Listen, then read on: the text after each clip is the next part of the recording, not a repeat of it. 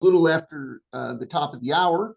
I'm not saying 9 o'clock because it's only 9 o'clock in Mountain Time. And I know we have some people from the West Coast. We have some people from the East Coast and all that. So I'll try to not be parochial about that and just refer generically to the time. So good morning, everyone. My name's Randy Otto, and today myself and Gerry Koocher are going to be delivering some content continuing on with evaluation of competence stand trial in the state of New Mexico. This is a 4-hour online training. You are eligible for continuing education if you are attending the live presentation. We're also recording this training and making it available to New Mexico examiners. And if you are watching the recording of this training, unfortunately, you will not be eligible for continuing education credit. My colleague, Alex Pond, as always, has been very helpful in terms of putting the materials together, and I'll let him walk you through the continuing education and evaluation processes before we get into the substance of today's talk. Alex? Perfect. Thanks, Randy. Hey, everybody. Alex Pond, Operations Specialist at the Division of Community Behavioral Health here at the University of New Mexico. Just a few things about CEs today. In order to be eligible for CEs, you must attend the entire presentation. I will share a link in the chat with about 5 minutes remaining of the presentation. You'll click on that link. That's the CE survey. That's also how you'll evaluate today's program. Fill out that link and your certificate of completion will be automatically generated. If you have any questions regarding CEs, feel free to reach out to me directly. Just note that you have 48 hours to complete the survey, and it'll become inactive after that 48 hours. So well, we'll revisit that at the end of today's presentation. Thanks. Okay. All right. And you'll see that code pop up as well at the end of today's presentation. A few things I want to lay out to you before we get into the content. Any opinions and perspectives that are shared today are those of myself and Dr. Koocher, and don't necessarily represent the views, policies, or positions of the University of New Mexico or the New Mexico Healthcare Authority. Neither Dr. Koocher nor I have any financial interest in anything we'll be talking about during the course of the next 4 hours, and both Dr. Koocher and I provide services to the New Mexico Healthcare Authority, much like many of you do as well, although I think the services may be a little different, but we're contractors with the authority just like you are. This session is being recorded, so those individuals who could not make today's session can nonetheless access the content. So keep in mind, if you do happen to unmute, and we ask that you do remain muted unless you explicitly do unmute with the intent of speaking. If you do unmute and speak, your voice will be recorded and shared with anyone who accesses the recording. You might want to unmute because you want to offer comments or ask questions, and that brings me to offer that I think I also think I hope there's going to be some group problem solving and group discussion going on. I've spent a lot of time immersed in House Bill 08 for the past maybe 5 months or so, and probably have spent as much time with it as anyone out. Well, most people on this call, but that doesn't mean that I've got every answer and I've got it all figured out. I'm going to share with you what I've been thinking about and how I'm thinking about responding to it as an examiner, and encourage you to offer your perspectives or ask questions. I think we'll all benefit in that way. But if you're a little shy and you don't want to unmute, you can also use the chat function to present a question or offer a comment. One of our attendees, Dr. Varela, he joined me as a faculty member here in the Department of Psychiatry at UNM just a couple of weeks after I found my way here. He's the director of the internship, the clinical psychology internship, and he was good enough to volunteer to sort of monitor the chat and when appropriate, sort of broach the issue during the course of my lecture or Dr. Koocher's lecture. Copies of this PowerPoint file and the report review template that we'll be discussing as well will be distributed to you within a week.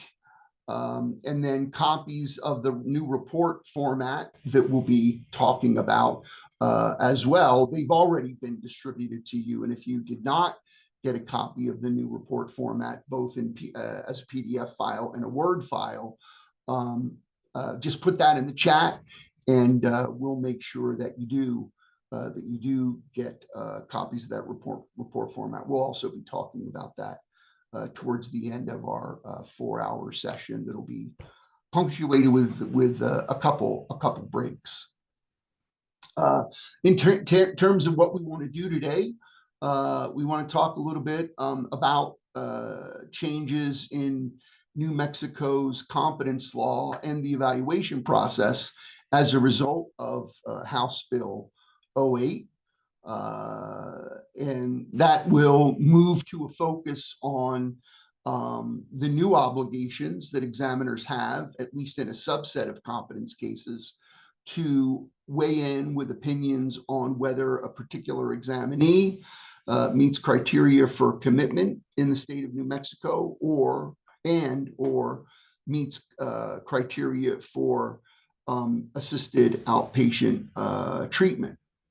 That's sort of our treatment of House Bill 08 and all that flows from that. Then after that, we'll talk a little bit about this report template that's being provided to structure reports. And then we'll also talk about, I'll turn it over at that point to Dr. Koocher, who will talk about his revised report review form. All of you, most of you, if not all of you, have received feedback on at least a subset of your reports from Dr. Koocher, and he's sort of changed a little his approach to report review that he'll be talking about once I get through with my content today. All right. So with that being said, let's get into the substance of things. As I see it, the key implications for examiners as a result of House Bill 08 are added responsibilities. But it's clear that these responsibilities are only added if the examiner is going to recommend that the court adjudicate the defendant incompetent. So it's a conditional opinion, conditional upon you recommending that a defendant be adjudicated incompetent. And then if you do that, you're obligated to weigh in on 2 additional legal issues. One is whether, in your expert opinion, the defendant meets criteria. That should be commitment, not civil commitment. I apologize for that. Whether the defendant meets criteria for commitment and whether the defendant meets criteria for assisted outpatient treatment. So there are 2 additional primary responsibilities that examiners in New Mexico now, but only if they're going to recommend the defendant be adjudicated incompetent to proceed. Now, I don't know if any legislation is perfect. And as I sort of made my way through House Bill 08, I had a number of questions and conundrums that occurred to me. And one of the things that occurs here is that House Bill 08 directs that judges, in addition to an independent of examiners, are to form opinions about defendants' dangerousness. Okay, uh, in a subset of cases, that is when we're going to recommend the defendant be adjudicated incompetent, we're going to be weighing in with opinions on commitment, and everyone in this program knows that part of the commitment question is questions of dangerousness. So puzzling to me is that judges are also to form opinions about defendants' dangerousness, according to House Bill 08. And this is what it says. It says that incompetent defendants are dangerous for the purpose if the court finds by clear and convincing evidence that they, quote, present a serious threat of a number of enumerated offenses: first or second degree murder, inflicting great bodily harm on another, criminal sexual penetration, criminal sexual contact with a minor, abuse of a child, violating the Sexual Exploitation of Children Act, human trafficking, aggravated arson, or any serious violent offense as enumerated in these particular sections of New Mexico law. Now, we don't have to worry about that. It's not suggesting that your consideration of dangerousness for purposes of weighing in on the commitment question should be guided by this. This is explicit to and specific to judges. So we don't have to spend a lot of time. I'm not suggesting we spend a lot of time sort of coming to understand what constitutes violation of the Sexual Exploitation of Children Act, or learning these various serious violent offenses that are defined in these particular sections of New Mexico statutes. But I just want you to know that while we are coming up with our own thinking or conceptualization of a defendant's, whether a defendant meets commitment criteria, including whether they tick off the dangerousness criterion, judges may be independently doing that as well. What does a judge do, for example, if we opine that the defendant does not meet criteria for commitment, but the judge nonetheless believes that the defendant presents a serious threat of any of these offenses? What are the implications of that? How will that play out? I don't know, nor is that addressed in the statute as well. I mean, it's as I thought about it, I was thinking, well, I mean, how could that be? How could a judge and a mental health professional come to differing opinions? Well, the commitment criteria assumes dangerousness or threat as flowing from mental disorder, right? A judge could say, well, I have no opinions about whether this guy has a mental disorder. In my opinion as a judge, however, I think there is clear and convincing evidence that this particular guy, regardless of whether he has mental disorder, presents a serious threat of committing one of these offenses. Maybe is demonstrated by what got him arrested and what got him charged. So I can certainly conjure up a case where the examiner says does not meet commitment criteria, and a judge says, yeah, this person is dangerous because in my judicial opinion, this person does present a serious threat of one of these crimes, and they don't even need the mental disorder predicate in order to come to a conclusion as someone for purposes of someone being dangerous. How will discrepancies between an expert's opinion on commitment criteria and a judge's opinion about dangerousness be handled? I don't know how the court will do that. I could speculate. I don't think there's any real value to that. Happy to hear if people have thoughts about it, though. Okay, some other complications here.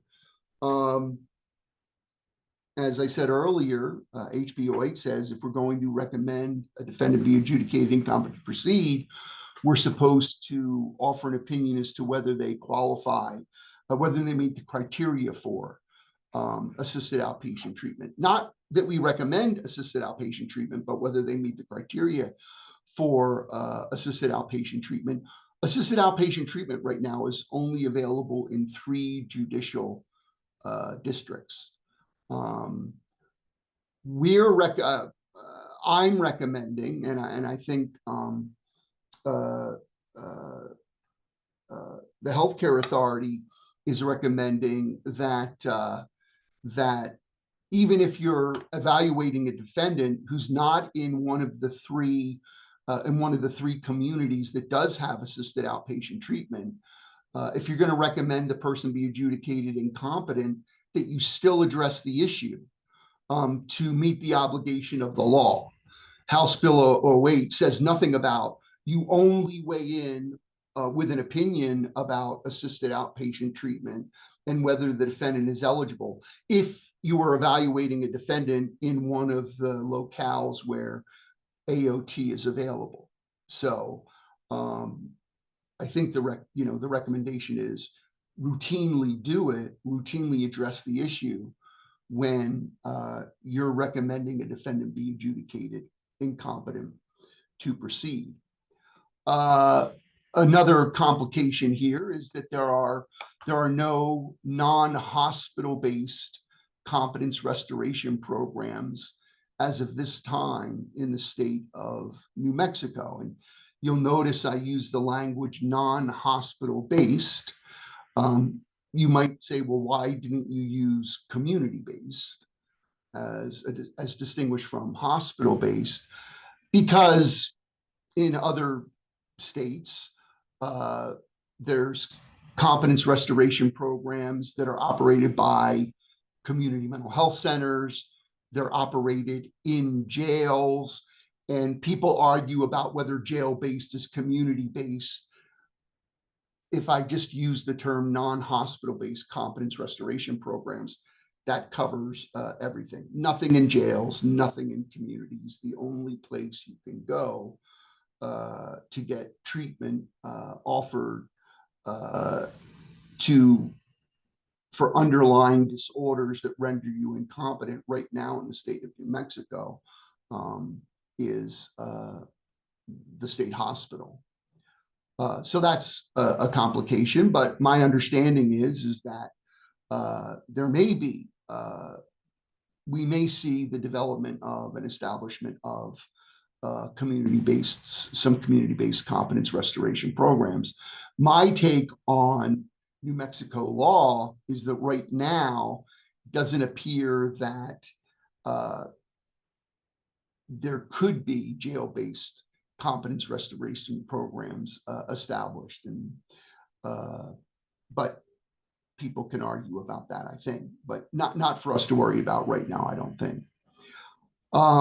Another complication in New Mexico's law, I think, is that New Mexico law does not direct examiners to form and offer opinions about whether a defendant who is incompetent can be restored to competence with some kind of treatment, some kind of intervention, treatment, habilitation, which arguably has implications when it comes to forming opinions about whether someone meets commitment criteria for commitment and AOT as we'll get to in a second. That might not be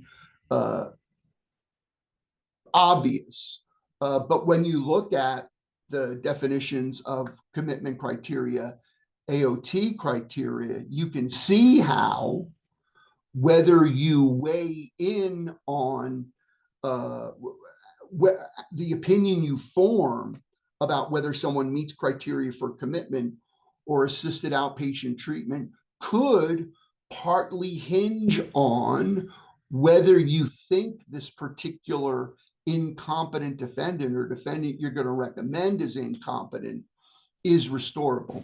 That when we get into that language, I think that'll become more apparent if it's not already apparent to you. So that's some of the complications and questions, and we'll come into more complications coming up here. So what are the New Mexico criteria for commitment due to mental disorder, right? So like many jurisdictions, predicate mental disorder. And if you remember a couple slides ago, when I was talking about, I mentioned that judges independently, when they have an incompetent defendant before them, are to form their own opinions as to whether a particular defendant is dangerous. I acknowledge that dangerous is not the sole criteria for commitment, as evidenced here, right? Due to mental disorder, the defendant is a likelihood of serious harm to self or others. All the judge has to do is address the issue of, is this defendant incompetent? And do I believe, as a judge, that there's clear and convincing evidence that they present a threat of committing any of these enumerated offenses? I don't even have to worry myself as a judge about mental disorder. We, however, when we're addressing the commitment question, have to look for the predicate mental disorder, okay? And this likelihood of serious harm to self or others is flowing from, due to mental disorder, is flowing from the predicate mental disorder. Now, these three questions I have in italics, complications, they certainly pre-existed House Bill 08. Because the definition of the definition or the operationalization of commitment pre-existed House Bill 08. But these are things we always struggle with. Well, what do you mean by likelihood? What do you mean by serious harm? And during what period of time, right? Within the next 48 hours or the next week, the next 6 months, the next 12 months. But that's something that we chronically struggle with whenever we're faced with these kinds of questions. Due to mental disorder, the defendant is a likelihood of serious harm to self or others, and sort of roll those three questions in italics around in your head. And the defendant needs and is likely to benefit from commitment and treatment. I want to draw you back to what I was saying earlier, when I was saying that one of the complications here is New Mexico does not ask examiners when they're going to recommend that a defendant be adjudicated incompetent, does not also ask them to weigh in on whether they're restorable, like many states do. Keep in mind, like many states do. And what I said was, you could make the argument that how you're going to answer this question could depend in part on whether you believe the defendant to be restorable. Well, Judge, I don't think he's really likely to benefit much from commitment, because I can say with great confidence, I don't think he's restorable. Okay? So you can send him to the hospital, you can treat him. I'm pretty confident he's not going to ever be competent because of the condition that renders him incompetent. So I don't think he's likely to benefit from a commitment and any treatment that is associated with or flows from the commitment. But nowhere in New Mexico law are examiners asked to address the restorability issue. You're thinking about whether someone is restorable if we get them in the hospital and get them treatment, could partially be your opinion on, their likelihood of benefit from commitment and treatment could be informed by the restorability issue. But you could also say, well, even if they're not restored, they could still benefit in some way, right? Their diminishment in their symptoms, even if the diminishment in the symptoms that are rendering them incompetent is not so great that they'll be rendered competent. But there is the whole Jackson issue, right? I mean, Jackson says people who are unrestorable should not be committed when it's clear that the basis for the commitment cannot be attained, right? Jackson, an intellectually disabled person, hearing impaired, did not have the benefit of speech, adjudicated incompetent to proceed, spent about 4 years at a state hospital in Indiana when there was a clear agreement in the courtroom and with hospital staff that he would never be rendered competent.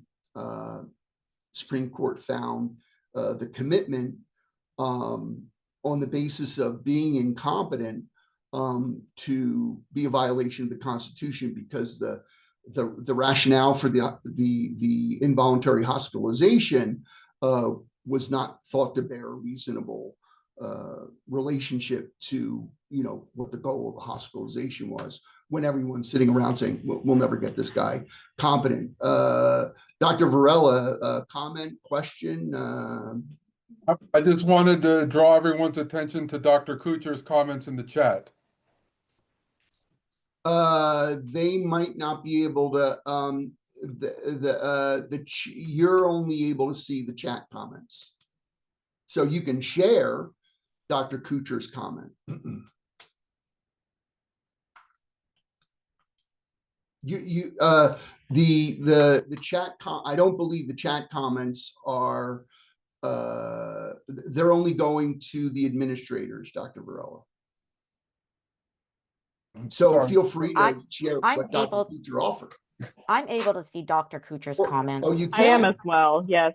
Oh, okay. All right. I'm surprised by that. So those of you who aren't monitoring the chat might want to take a look at the chat.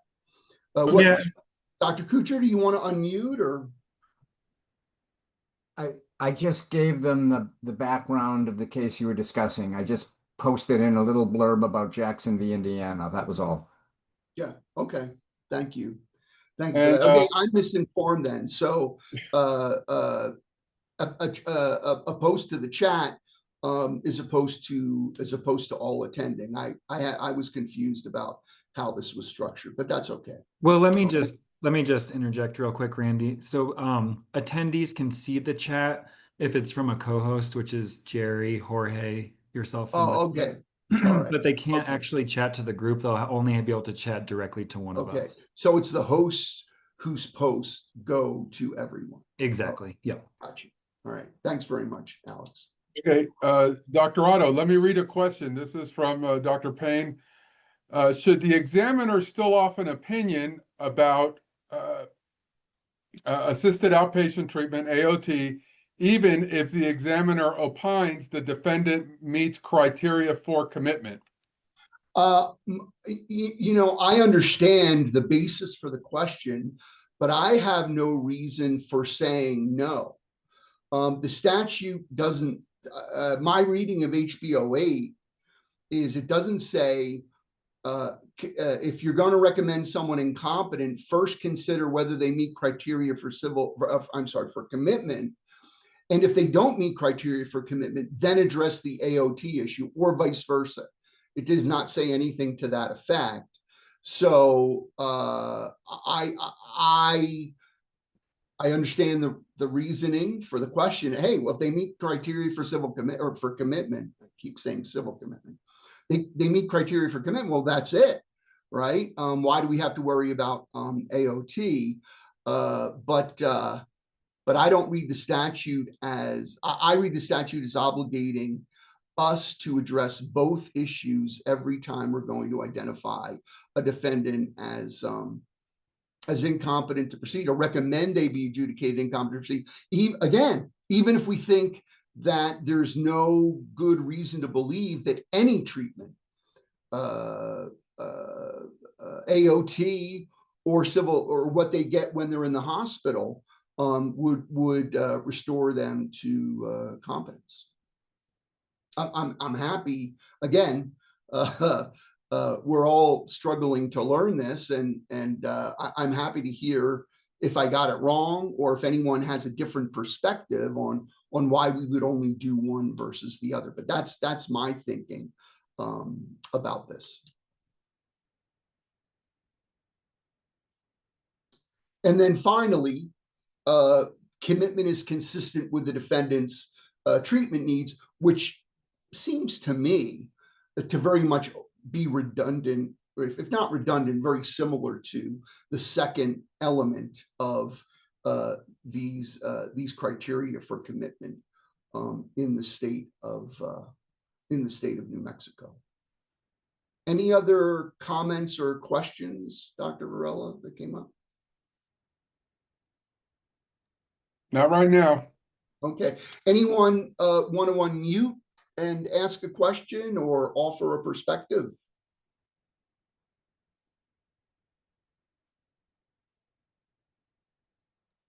Dr. Otto, Yeah. I wanted to add something about what you had spoken about when you discuss the criteria for commitment, then you also want to, in a separate paragraph, discuss the assisted outpatient treatment. So in Washington, D.C., if we opine that someone is not competent to stand trial, and if we recommend inpatient treatment for competency restoration, because it's ultimately the judge that makes that decision where this person is going to go, we have a second paragraph that says, if the patient is released into the community, here are some things to consider and barriers such as for example, the patient is unhoused, they do not have established services to a mental health community, or there's ongoing substance abuse issues. Okay. Yeah. So, yeah, I'll respond to that in one. I'll give you my one response to that. I believe, based on my experience, I believe that some people do need to be in a hospital to get restored to competence, even when they don't meet criteria for involuntary hospitalization. So, for example, they've demonstrated a lack of insight into the disorder that results in a lack of compliance with treatment necessary to get them competent. Okay, still don't, in and of itself, that doesn't mean they meet criteria for involuntary hospitalization. It does mean if they're incompetent and they're expected to get to an outpatient competent restoration program and take medication that they don't believe they need, the likelihood of them being restored to competence is very, very low. And in my Florida experience, what I found judges doing was identifying those kinds of defendants as meeting criteria for involuntary hospitalization, even when technically they might not do that. So I think I understand what DC's law was trying to do, but New Mexico's law is not, as I see it, New Mexico's law is not providing us that perspective. I don't think. Thanks. Another question, Dr. Otto, is that should in the report say something about if inpatient treatment is recommended, that is the least restrictive environment? Yes, hold on. I've got my copy of HB08 here. Hold on. There is a reference to LRA.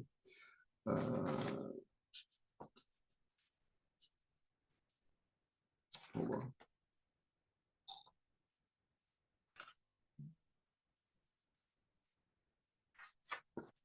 Sorry.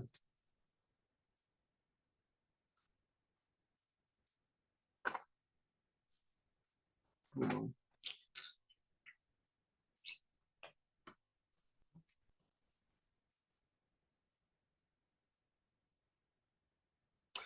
Yeah, the proposed commitment is, yeah, so I'm sorry, for purposes of abbreviation, um, uh, uh, the third element of the criteria, the full reading of the third element is the proposed commitment is consistent with the treatment needs of the defendant and with, they don't use LRA, they sort of approach it conversely, and is consistent with the least drastic means principle.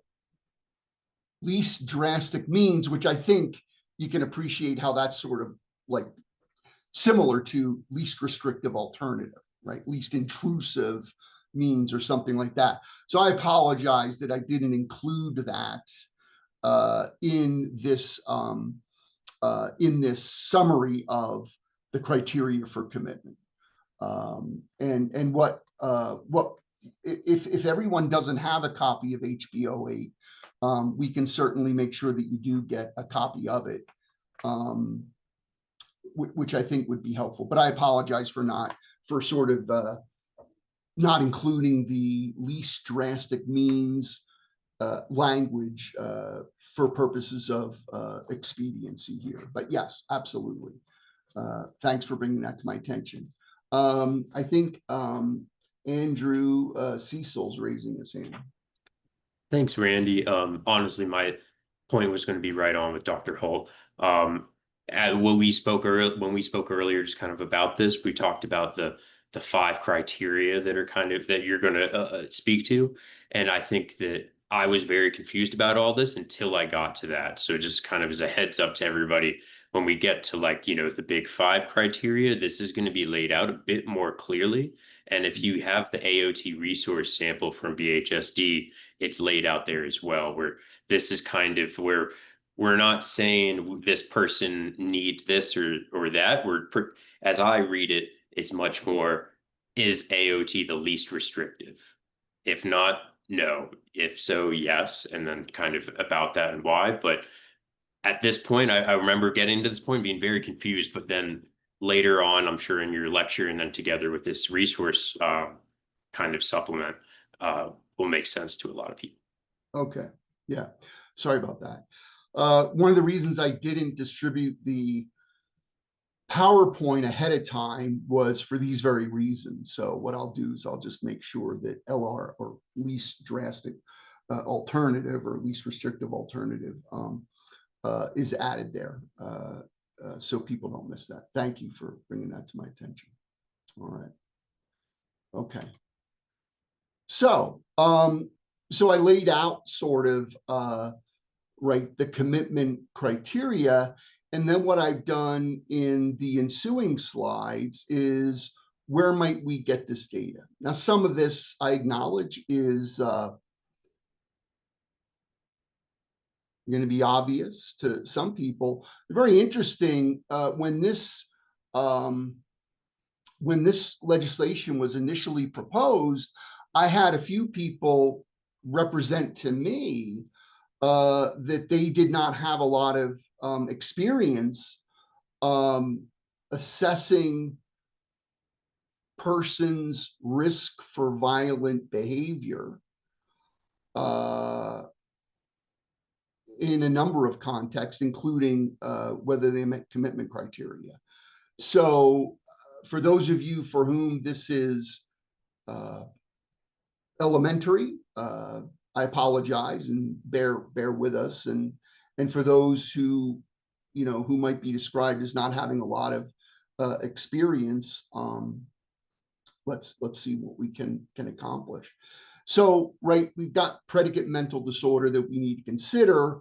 Where can we get that? Obviously, an interview of the defendant, which we're going to be carrying out. Collateral interviews, they could be, I think, possibly family members who can give us insight into the defendant's history, and along with more recent functioning. Also, maybe some professionals who might not be encumbered by privilege issues.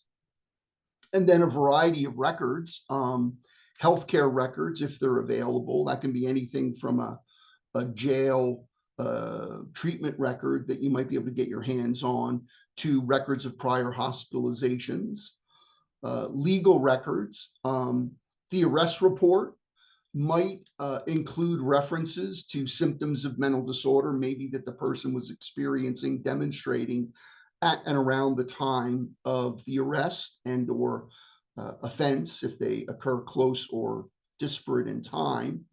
Other records like commitment petitions, commitment orders, social service records, and then any tests that are administered, and that CAT there, that's just reference to sort of a categorization of assessment tools. CAT stands for clinical assessment tools, including tests, but they could be something other than tests. They could be questionnaires, they could be structured professional judgment tools, or something else that gives you insight into the person's emotional, behavioral, cognitive functioning. So anything ranging from an MMPI or a Montreal Cognitive Assessment to a brief psychiatric rating scale, or something to that effect, clearly focused on the person's clinical functioning and adjustment, however, as distinguished from a couple other categories of assessment tools, forensically relevant tools and forensic assessment tools. And we'll talk about them coming up here in another slide or two. All right. Likelihood of serious harm to self or others. Where might we get that? Again, a clinical interview of the defendant that we're always attempting, at least, oftentimes successfully. I would estimate that no more than 5% of the defendants whose competence I attempt to evaluate have refused an interview based on the defendants I've evaluated. Collateral interviews, for example, family members, correctional officers, maybe healthcare professionals, but they may well be limited by privilege obligations. Records, clearly healthcare records can document histories of behaviors that suggest that are self-harming or involve harming others, and then other legal records as well. Testing or structured assessment, again, clinical assessment tools might be helpful in gathering data for you or structuring your thinking about data that help you form opinions about someone's risk, or maybe forensically relevant assessment tools that structure or inform risk judgments and opinions.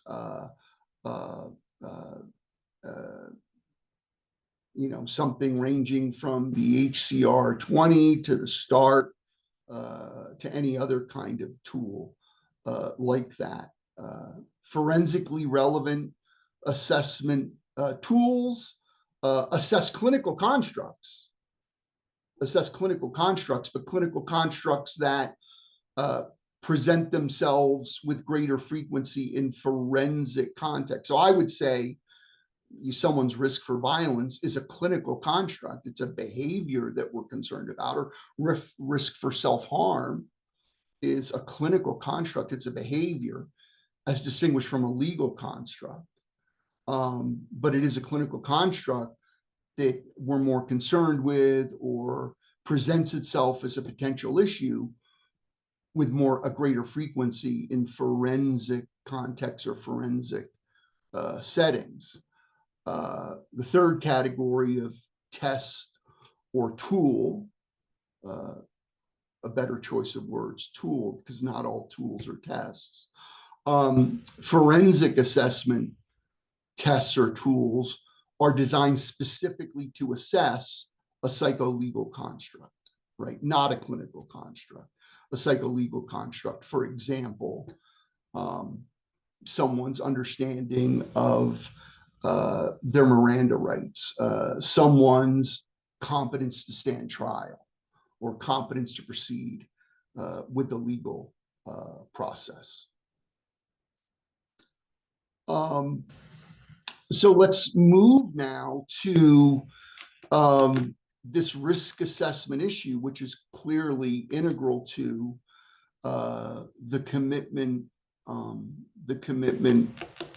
forming opinions about whether someone does meet criteria for commitment.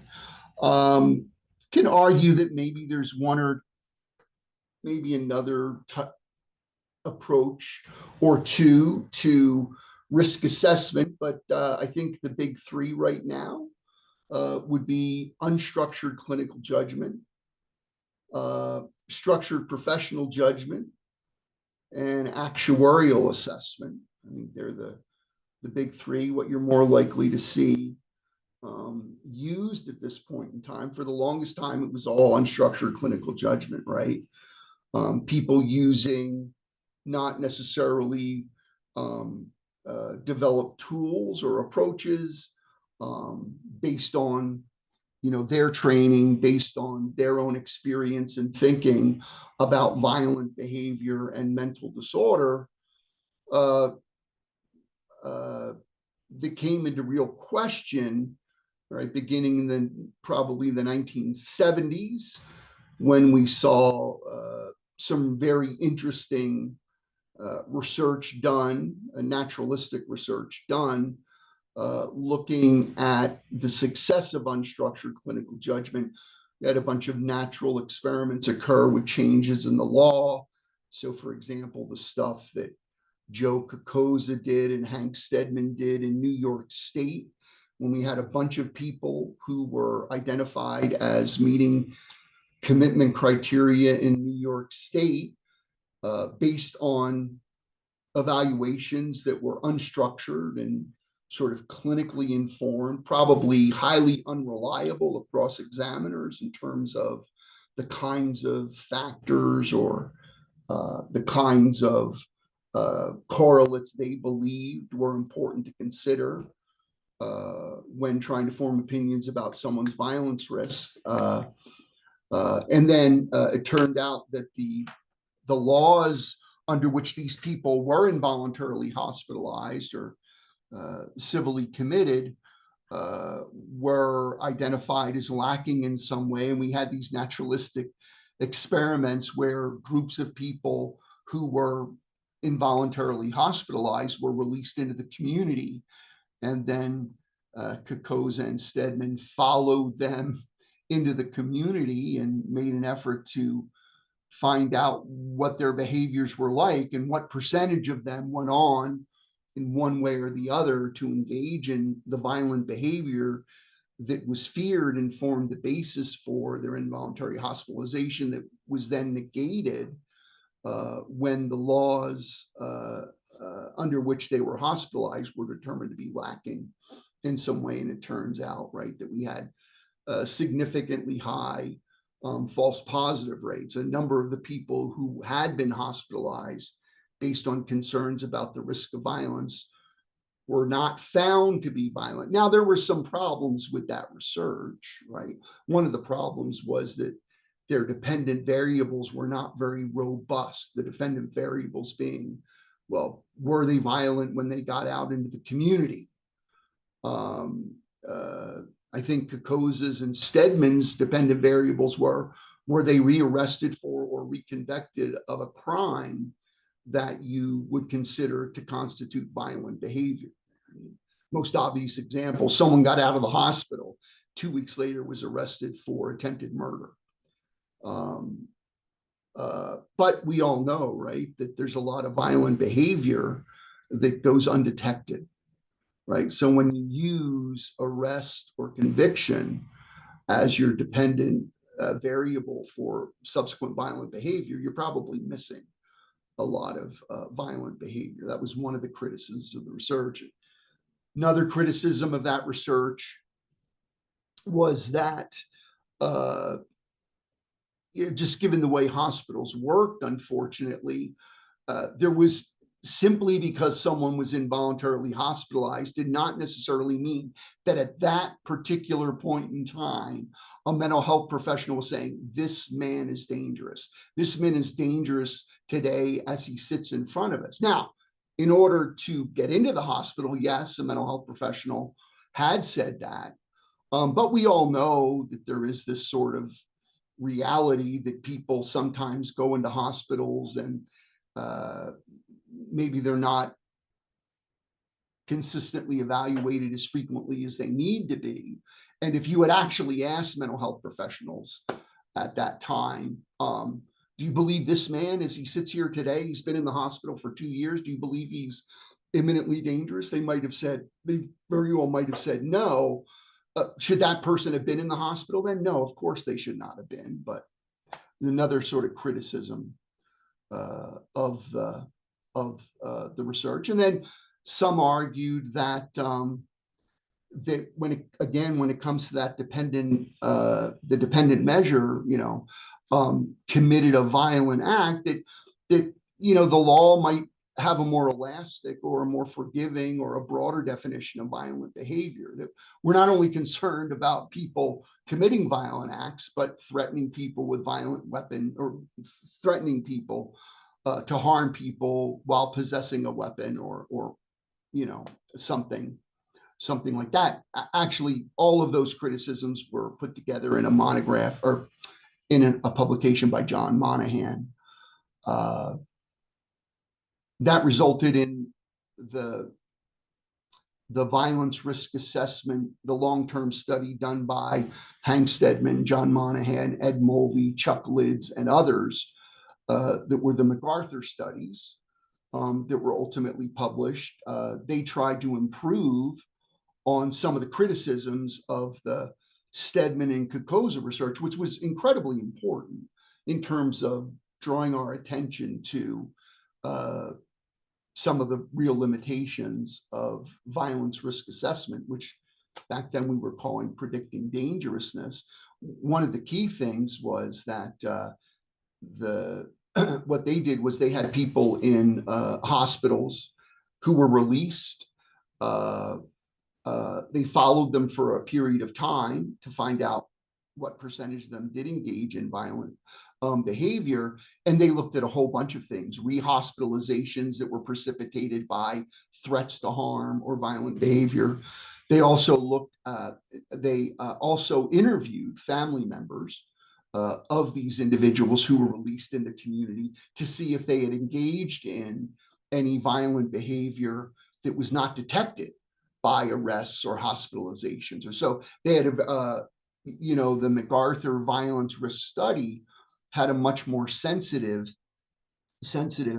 dependent variables and indicators of violent behavior. And what they found was, among other things, higher base rates of violence that were suggested by the Stedman and the work of Stedman and Koocher.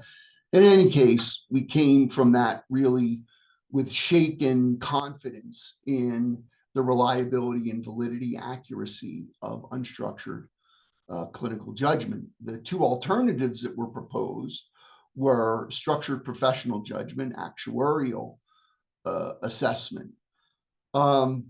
Different people have different definitions for actuarial assessment. interestingly. But I think most people would identify actuarial assessment as empirically based and developed by comparing and contrasting two different groups of people. In this particular case, people with mental illness who go on to engage in or demonstrate violent behavior, people with mental illness who don't go on to engage in or demonstrate violent behavior. Those two groups of people are separated based on that membership did or didn't engage in violent or aggressive behavior during some period of time. They're compared on a bunch of variables, whatever variables are available, and those variables that can be used to distinguish the groups by way of formula go up to make a formula that's used to classify individuals as being at some risk for violent behavior, either a low risk or a high risk, simply because they share attributes in common with the two groups. You have when we look at the people who went on to be violent, they were generally more likely to be in this age group. They were more likely to have this childhood history. They were more likely to have these diagnoses. They were more likely to have these symptoms. They were more likely to be whatever variables we can look at. And you have a disproportionately great number of those variables. So we're going to make an inference that you're at an elevated risk for violent behavior because of the commonalities you have with the individuals in the groups that were overrepresented in terms of violent behavior. And then we come up with some kind of estimate based on this formula. And that's really sort of the approach that Grant Harris and Marnie Rice, Zoe Hilton and others used with the development of the Violence Risk Appraisal Guide and the Violence Risk Appraisal Guide revised in their group of mentally disordered offenders in the province of Ontario. Petanguishene was the institution that they used. And then structured professional judgment as a competitor. I think those would describe structured professional judgment as a reviewing of the literature regarding the behavior of interest. It might be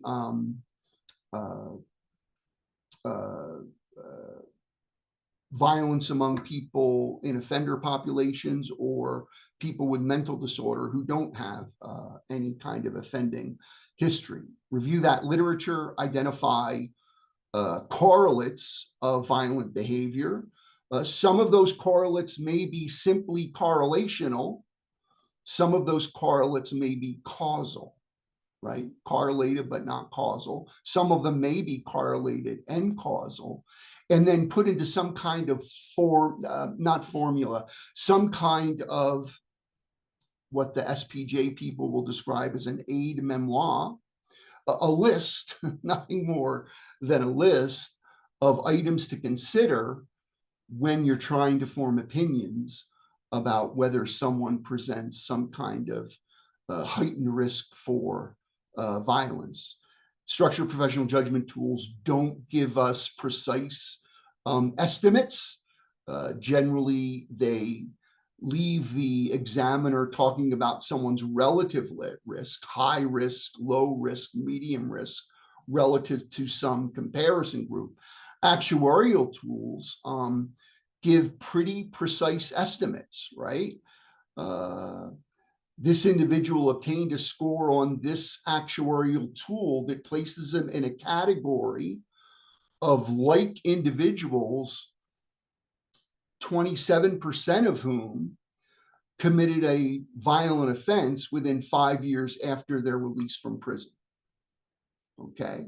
Now, I'm not saying this guy is 27% likely to. I'm just saying that he falls in a group of individuals. He shares common attributes with a group of individuals, 27% of whom were rearrested or reconvicted of a violent offense during a particular follow-up period. You don't get near that level of precision with structured professional judgment. And sure, clearly you don't get that level of provision with unstructured clinical judgment. What do we know? We know that unstructured clinical judgment is probably least reliable across examiners, because we have no guarantee that examiners are even considering the same attributes of an individual. If I end up evaluating someone based on unstructured clinical judgment, and Dr. Varela does, we have no guarantee that Dr. Varela and I are even considering the same things or asking the same questions, have the same database.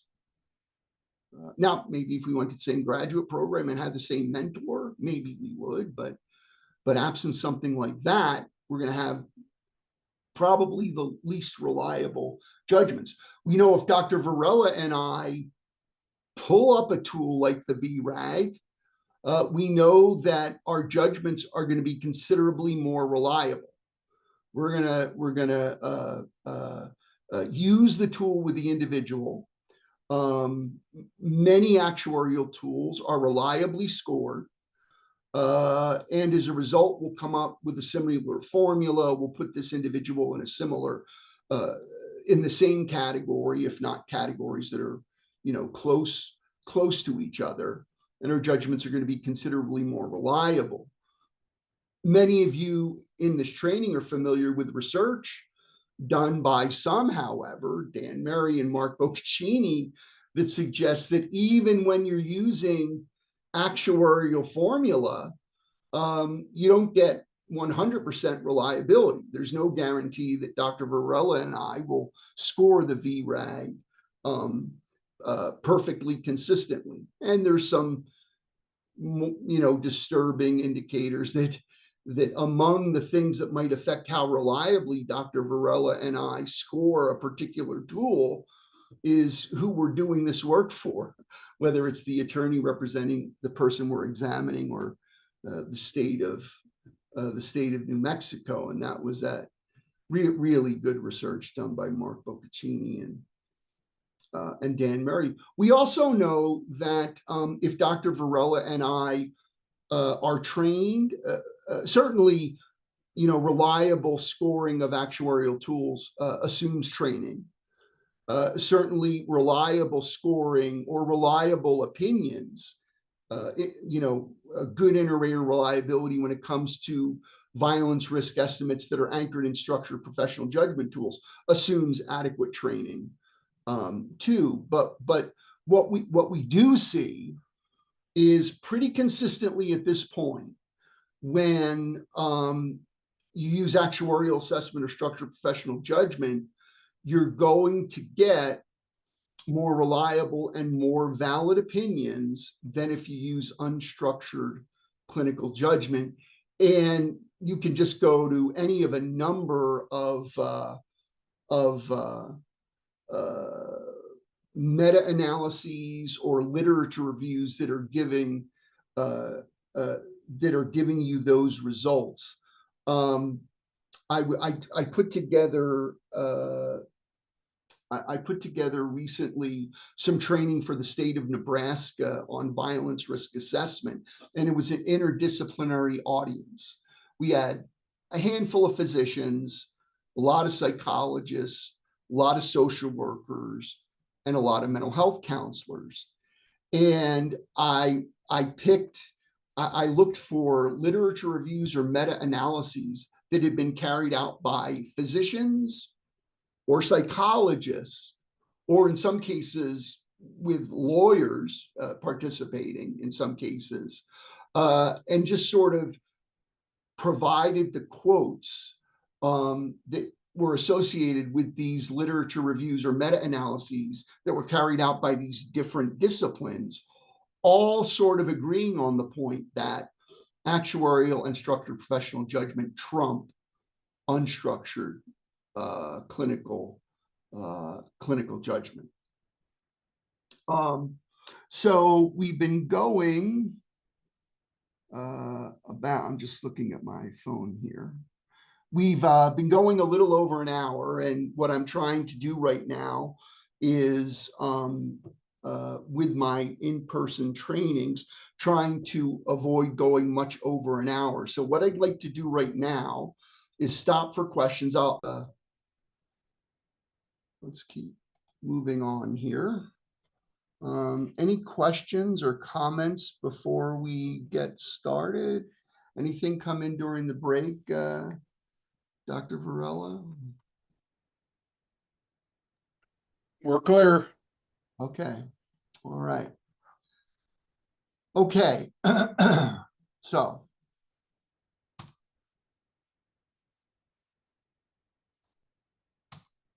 here's some examples of some tools you could think about using here, but before we get into the details, I want to mention a couple other things. Obviously, when you think about unstructured clinical judgment, there's no tool you would ever use because it's unstructured clinical judgment. It's the antithesis of a necessarily reliable way, although I don't mean to suggest that someone who's developed their own approach can't reliably use it, but it's not going to be reliable across examiners unless, I assume, unless there's some kind of commonality that they've referred to. We've really seen a real explosion in structured professional judgment tools that have been used, developed in the violence risk arena primarily. And here's a sampling of a few tools. And you don't really see a lot of true actuarial tools developed because it usually requires large databases, large in for purposes of psychology, at least, large databases, and typically,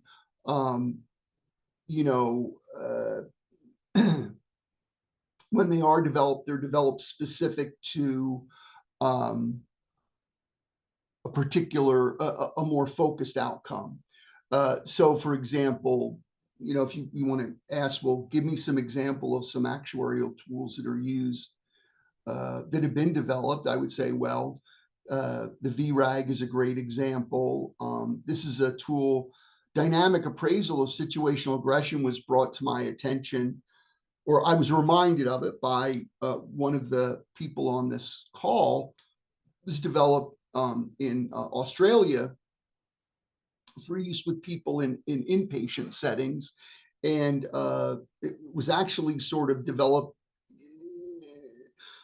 in a couple of ways, sort of in a structured professional judgment way, and then they actually decided that it shows.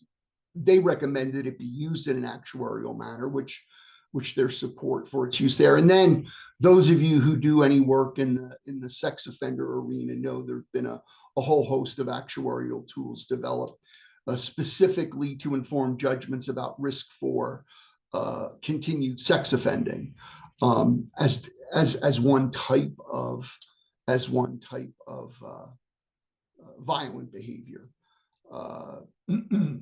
And I don't mention them here because I think most people would agree that that's not what you'd be using in this particular context. Certainly, we're concerned with sexual violence being committed by these individuals, but also well beyond sexual violence. So, but I think most of what you see is that the actuarial tools that are developed are typically developed for use with populations that are institution bound for longer periods of time. Okay. So for example, the VRAG and the VRAG-R, an actuarial tool used to identify people who might be at heightened risk for a host of violent behaviors, developed on offenders, mentally disordered offenders who were housed for years. And there was a decision about whether they'd be released to the community in Canada. And of course, the individuals that we'll be evaluating have not been housed for years. I mean, maybe they were for some period of time in the past, but we're not evaluating them subsequent to an arrest or a commitment of multiple years. Their period of detention, if they are detained, is considerably shorter. And in some cases, they may not even be detained in a hospital or a prison. As I was saying, a lot of these risk assessment tools are quite specific in terms of the types of risk, the kinds of behavior they're concerned with. So, you know, as an example, the spousal assault risk assessment tool developed by Randy Kropp and his colleagues in British Columbia, very focused kind of offending, spousal assault. Again, that's violent offending, but you know, we're always going to be concerned with violent offending with romantic partners and a whole bunch of other individuals when we're thinking about the commitment question in the New Mexico competence context. And also many of these tools have some limited utility in the settings in which the competence evaluation takes place. And I'll begin making my points here. So when we're considering, you know, what if we do use a tool to inform the risk to self or risk to others question, what should we think about? I think we should think about primarily validity and fit. You know, what's the nature of the task that we're carrying out? What are the behaviors of concern? So, I mean, you know, risk to self is not only kind of risk to self presented by affirmative actions, you know, designed to suicidal behavior, you know, behaviors designed to bring about the end of one's life, but there's also sort of the neglect piece, right? That's not proactive on an individual's part, but people can be harmed by neglect that they pose to themselves. And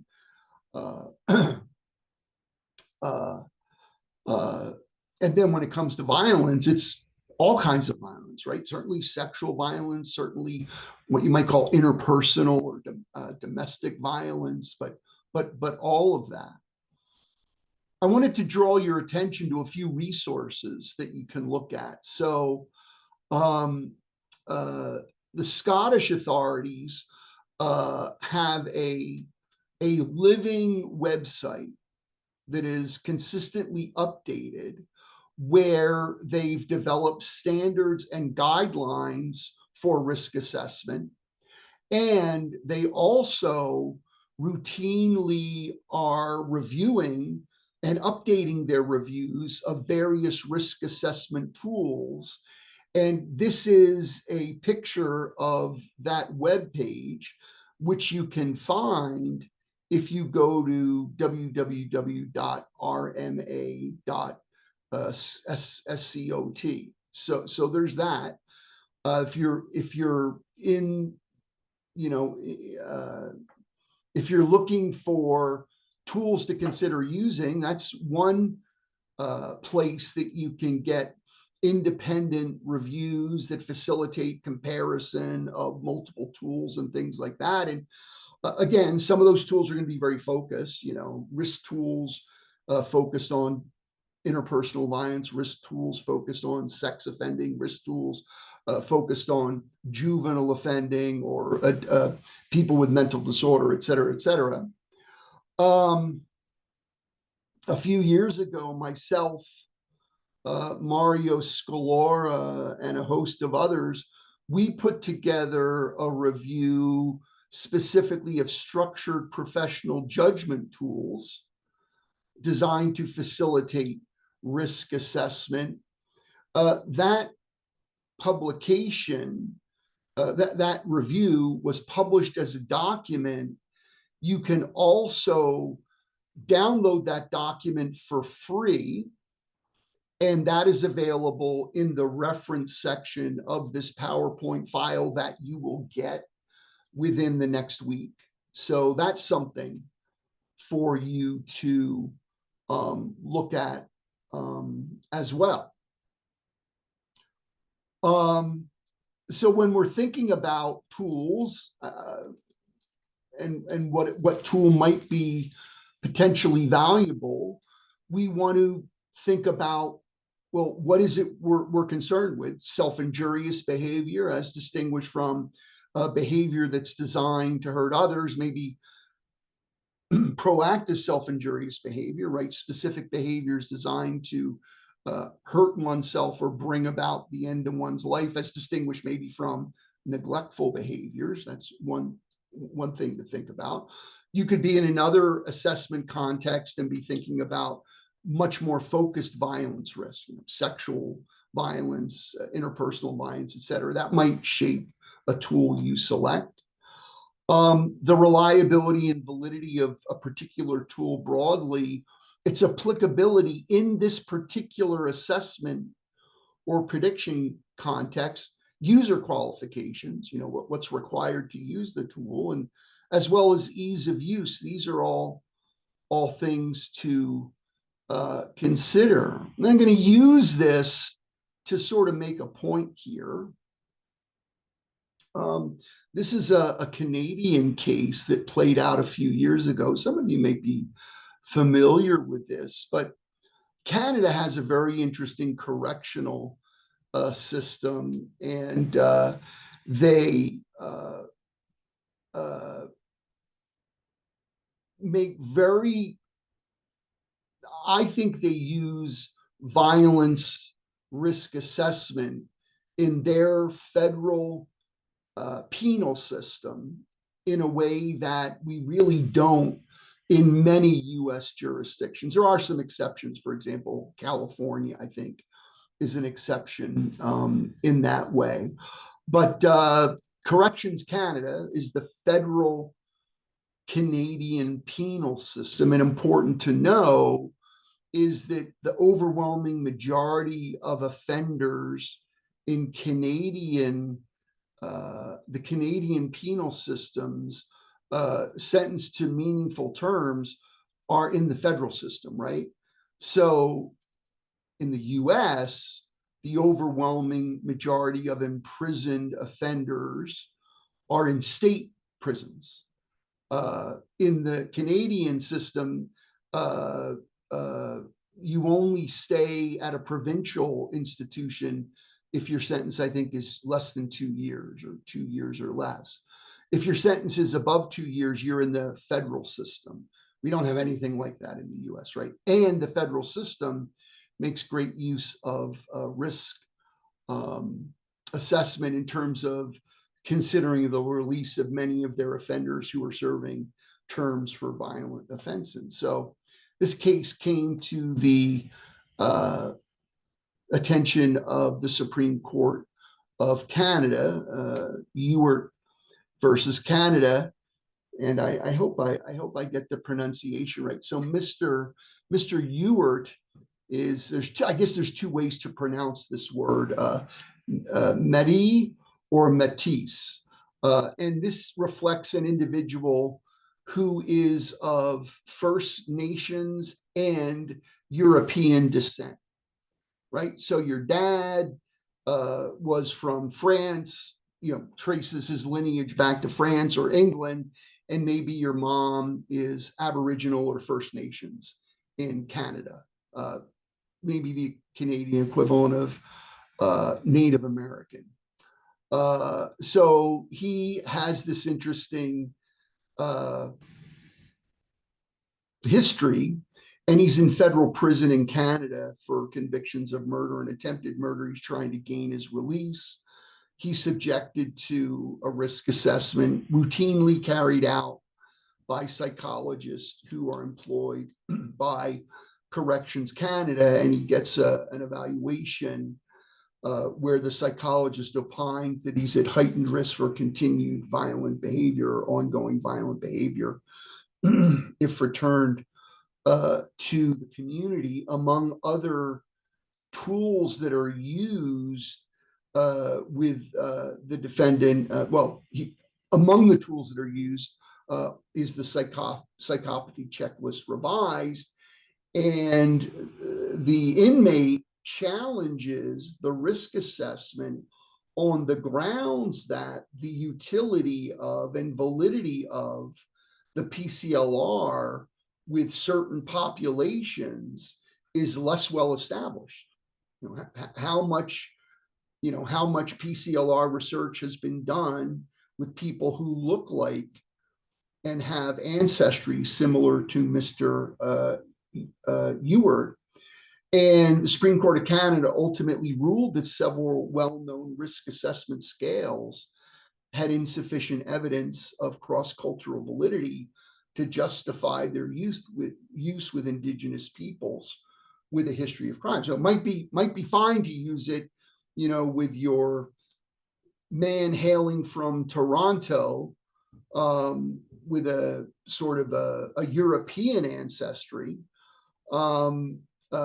Not so good to use it with someone like Mr. Ewart, who has a very different sort of background than a lot of the people on whom the PCLR was developed and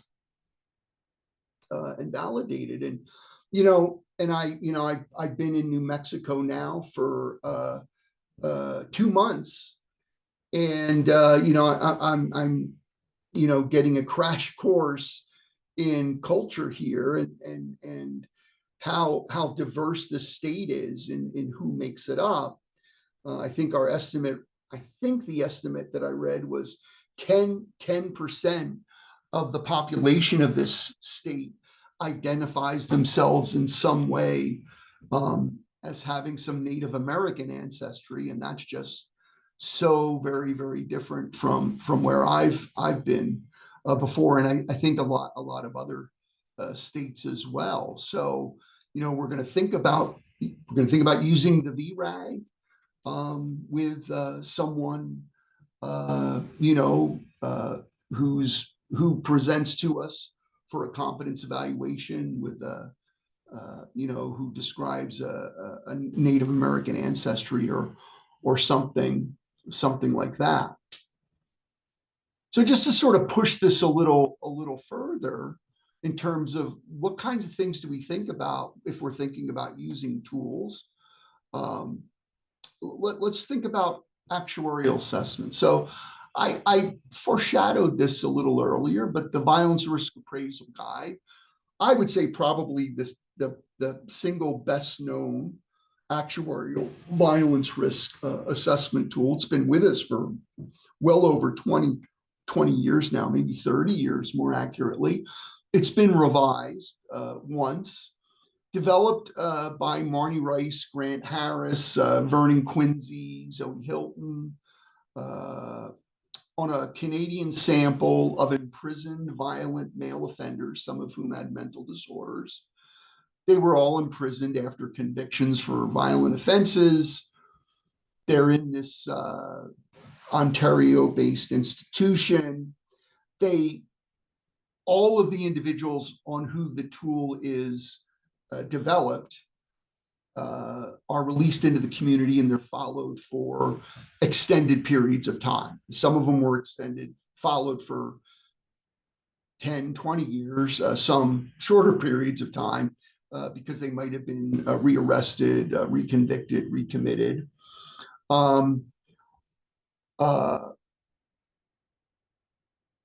They followed these individuals in the communities, and their criteria for committing another violent offense was either a subsequent rearrest, not reconviction, a subsequent rearrest for a violent offense, or a return to prison, or a commitment to a hospital for violent behavior.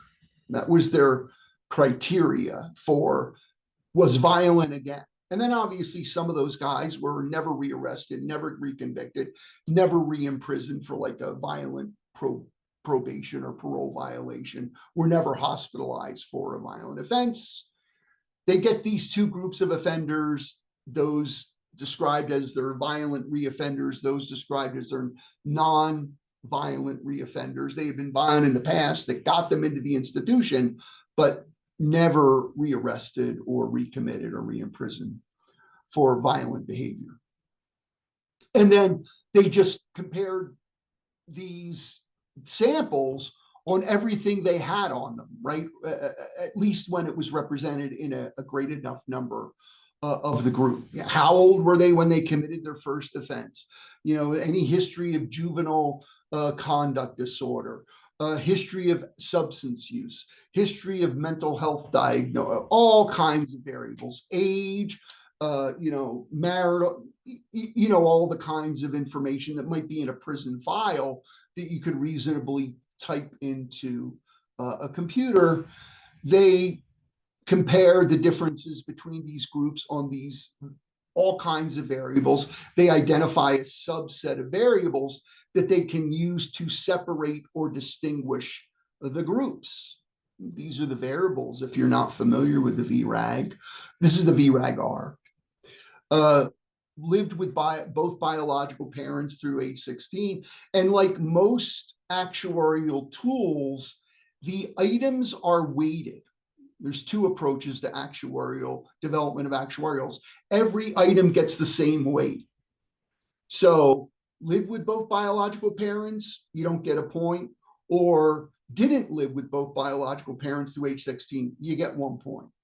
Elementary mouse school adjustment, none, you get 0 points. Elementary school maladjustment, yeah, you get a point because people with elementary school maladjustment were overrepresented in the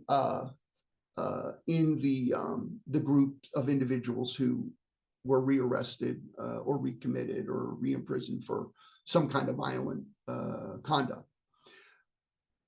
This does not reflect a non-weighted formula. This is a weighted formula.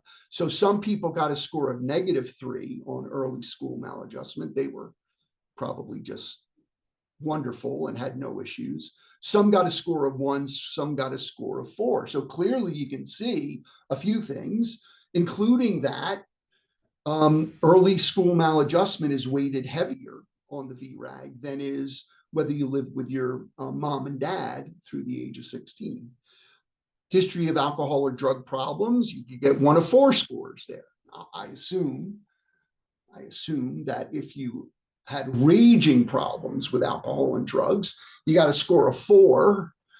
If you were a teetotaler and they never touched your lips, you got a score of -2, and then somewhere in between. Marital status, history of non-violent criminal offenses, failure on conditional release in the past, age at the time of the index offense, criminal violent history, prior jail or prison admissions. Everyone had at least 1, right? Because they were selected out of a prison. Conduct disorder demonstrated before the age of 15, history of sex offending, and then the individual score on facet 4 of the PCL-R. Note that the original VRAG was scored before the 4-facet PCL-R, and just the two scale, two axes PCL-R. And so that means that you can get a score anywhere between -23 and less than -23 and beyond 27. I don't know what the absolute lowest score is. Could be it's in the negatives for sure. And I don't know what the absolute highest score is, but I know it's obviously above 27. And then they put them into 9 categories, and they provide you with data telling you the percentage of people who had a score like that, who were rearrested for a violent offense, re-imprisoned, maybe their probation or parole was violated for a violent offense, or were hospitalized for a violent offense. And you can tell that if, you know, all males, by the way, all the guys who got scores between -10 and -4, 20% of them were either rearrested for a violent offense, re-imprisoned, or hospitalized for a violent offense, not necessarily convicted or anything like that, within a period of 5 years. So this is my question. My question is, when we think about civil commitment, are we asking ourselves, is this person going to be violent sometime during the next 5 years? I don't think so, right? Right? Civil commitment is considerably more acute, right? We're worried about more immediate risk.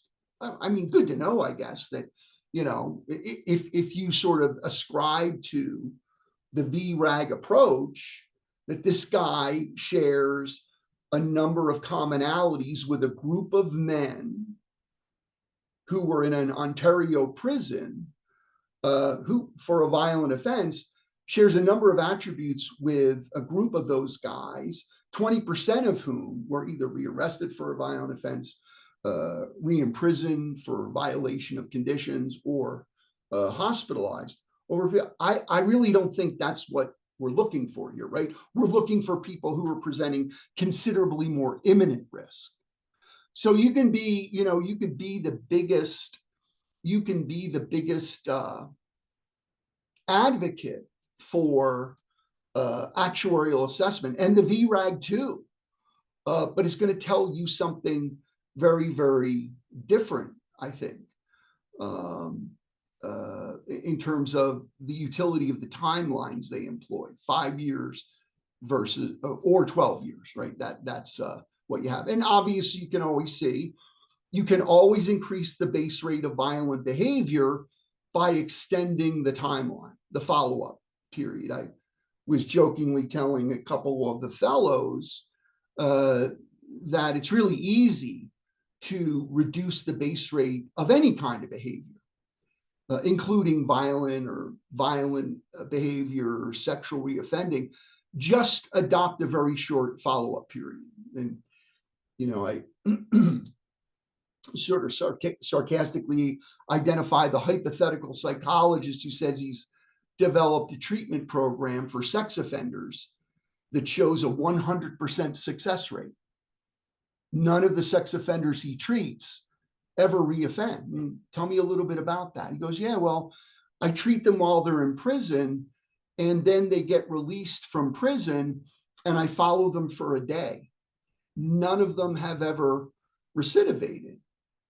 One that you know of, but that's so meaningless, right? That's not what we're worried about. We're not worried about, will they commit another sex offense their first day out? We're worried about some other period of time. And my point is that when it comes to the people, the incompetent defendants, or the defendants we're going to recommend be adjudicated incompetent, we're not worried about whether, well, the question that the court's struggling with is, will they be violent sometime within the next 5 years? If that's the question, well, yeah, maybe the VRAG is the answer here, but I really don't think it is. There are some legal settings where 5-year follow-up periods and 12-year follow-up periods may be relevant, but I don't think it's civil commitment. I'm sorry, I keep saying civil, I apologize. These would be criminal commitment times. So let me offer that. Let's talk about structured professional judgment. HCR 20, some of you may be familiar with it. Apparently some are not, because some have described themselves as not having really been presented with these kinds of psycholegal questions. Structured professional judgment tool, right? Developed based on a review of the literature. Uses structure assessments of risk of violence to others, which is described as actual attempted or threatened harm to others, both for use with offending populations and people with mental disorders and people that fit both. I mean, some people meet both criteria. They have a history of offending and a history of mental disorder. So rationally derived items have been rationally developed by a review of the literature and the author's expertise. HCR, historical clinical risk, 20 items. Here are the 10 historical items. History of problems with violence, history of problem with other antisocial behavior, history of problems with the relationships, history of problems with employment, history of problems with substance use, history of problems with major mental illness, sort of the old axis 1, personality disorder, the old axis 2, or at least much of the old axis 2. History of problems with traumatic experiences, violent attitudes, treatment or supervision response, or other issue. I don't know what other, I don't remember off the top of my head what other is. It might be just those 10 items. C, clinical, recent problems with insight into their impairment and need for treatment, recent problems with violent ideation or intent, recent problems with symptoms of major mental illness, recent problems with instability, recent problems with treatment or supervision response, and then each scale, I'm sorry, with the new HCR, each scale can have other items, other issues the examiner believes are areas of concern. Now you might say, well, how do I know that Randy Otto's operationalization and application of insight, what it means to have problems with insight, is similar to Dr. Varela's definition of operationalization?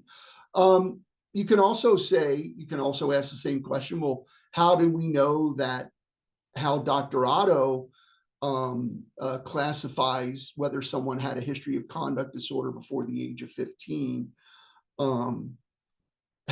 whether he'll classify someone similarly and give someone a similar score as Dr. Varela will. But, you know, to their credit, the developers of the VRAG, the developers of the HCR have demonstrated, you know, reasonable levels of inter-rater reliability in terms of these scorings. And then finally, R, HCR 20, risk management future, what you anticipate to be problems with professional services and plans, like not well-developed professional services and plans. You believe there's problems with the person's living situation at some future point if they get released from jail, for example. Future problems with various aspects of their personal situation, future problems with treatment or supervision response, stress or coping, and then always other considerations.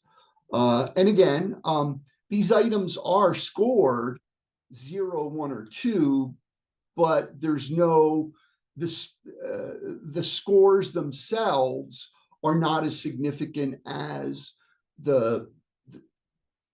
how the rater considers the particular item to be. So it's not as if we can say, well, people with scores, obviously the lowest score you can obtain would be 0. 20 items times 0 is 0.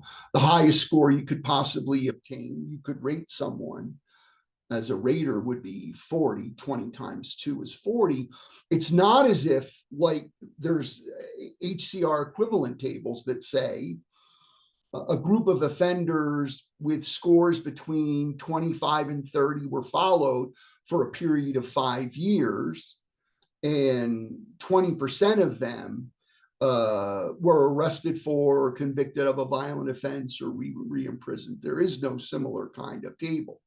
The developers of the tool say that this tool is designed to ensure a comprehensive consideration of factors that our literature shows us are related to violent behavior among people with offending histories and histories of mental disorder, and should be used to not only structure your inquiry with the individual, but also come to some judgments about this person's relative risk for violent behavior in the future.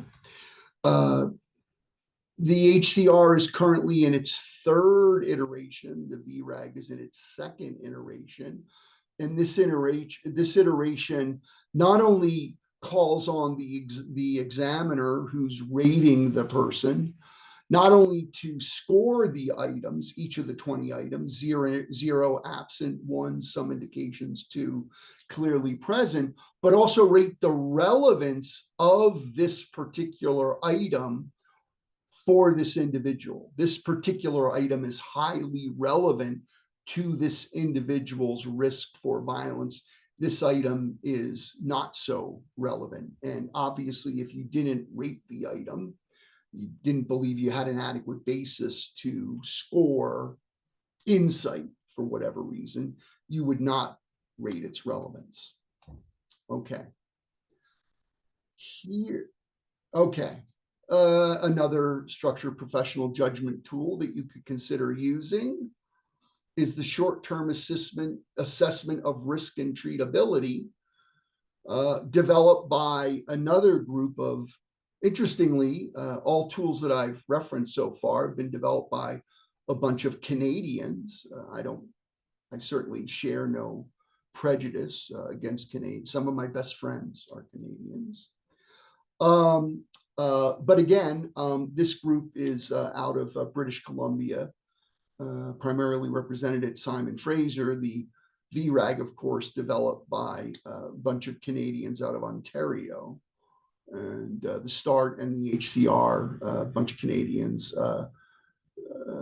hailing from Simon Fraser University in British Columbia. One of the lead author of the or one of the lead authors of the START describes it as empirically and theoretically informed, structured professional judgment guide for the dynamic assessment of risks and treatability in adults with either mental illness and or criminal justice needs. Although the risk estimates are grounded in consideration of both static and historical information, the START is comprised of 20 dynamic variables. A few things to point out. Many of the VRAG items are static, right? They're not going to change, or if they do change, they're going to change in the positive. So as an example, live with both biological parents through the age of 16. That time is come and gone. That item's never changing, the score, right? Early school maladjustment, that score is never changing, right? That kid's out of school, right? I mean, maybe with better information or something, but then it was poorly scored initially, or it was inadequate. History of alcohol or drug problems, that can change, right? You could evaluate someone now and they could get a score of -2 because drugs and alcohol have never touched their lips. You see them 5 years later, maybe they're scoring 4 because the wheels have fallen off and they've gotten into heavy drug and alcohol use. Marital status prior to or at the time of the offense may or may not change. History of nonviolent criminal offenses, that can change, but only for the worse, right? You can't take away offenses. Failure on conditional release, that can change. You saw them 5 years ago, they had no history. Now you see them 5 years later, they do have a history of failure. Age at the index offense, that's not going to have changed. Criminal violent history, that can change. They have no history of violent offending now. 5 years later, they do. Prior jail or prison admissions, that can change. Conduct disorder before age of 15, that's not changing. Sex offending history, that can change. And score on PCL facet 4 can change, although I think it's generally pretty stable. HCR 20, history of problems with this, it can change, right? You can't take away a history of violent offending. But again, if you see someone at period X and then see them 5 years later, now they might have a history of violent offending. Now they might have a history of major mental illness. Oftentimes we see actuarial tools dominated by static factors because they're oftentimes what the records that are used to develop actuarial tools are chock full of. Oftentimes structured professional judgment tools have a greater balance of dynamic variables, things that can change over time, and static variables. Interestingly, the start from its development, the start only includes items that are considered dynamic. Only includes items that can change and can change over time and over context and situations. Okay. 20 dynamic variables. Allows for anamnestic assessment. I'll talk about what that is in a second. Can be used in residential and community settings.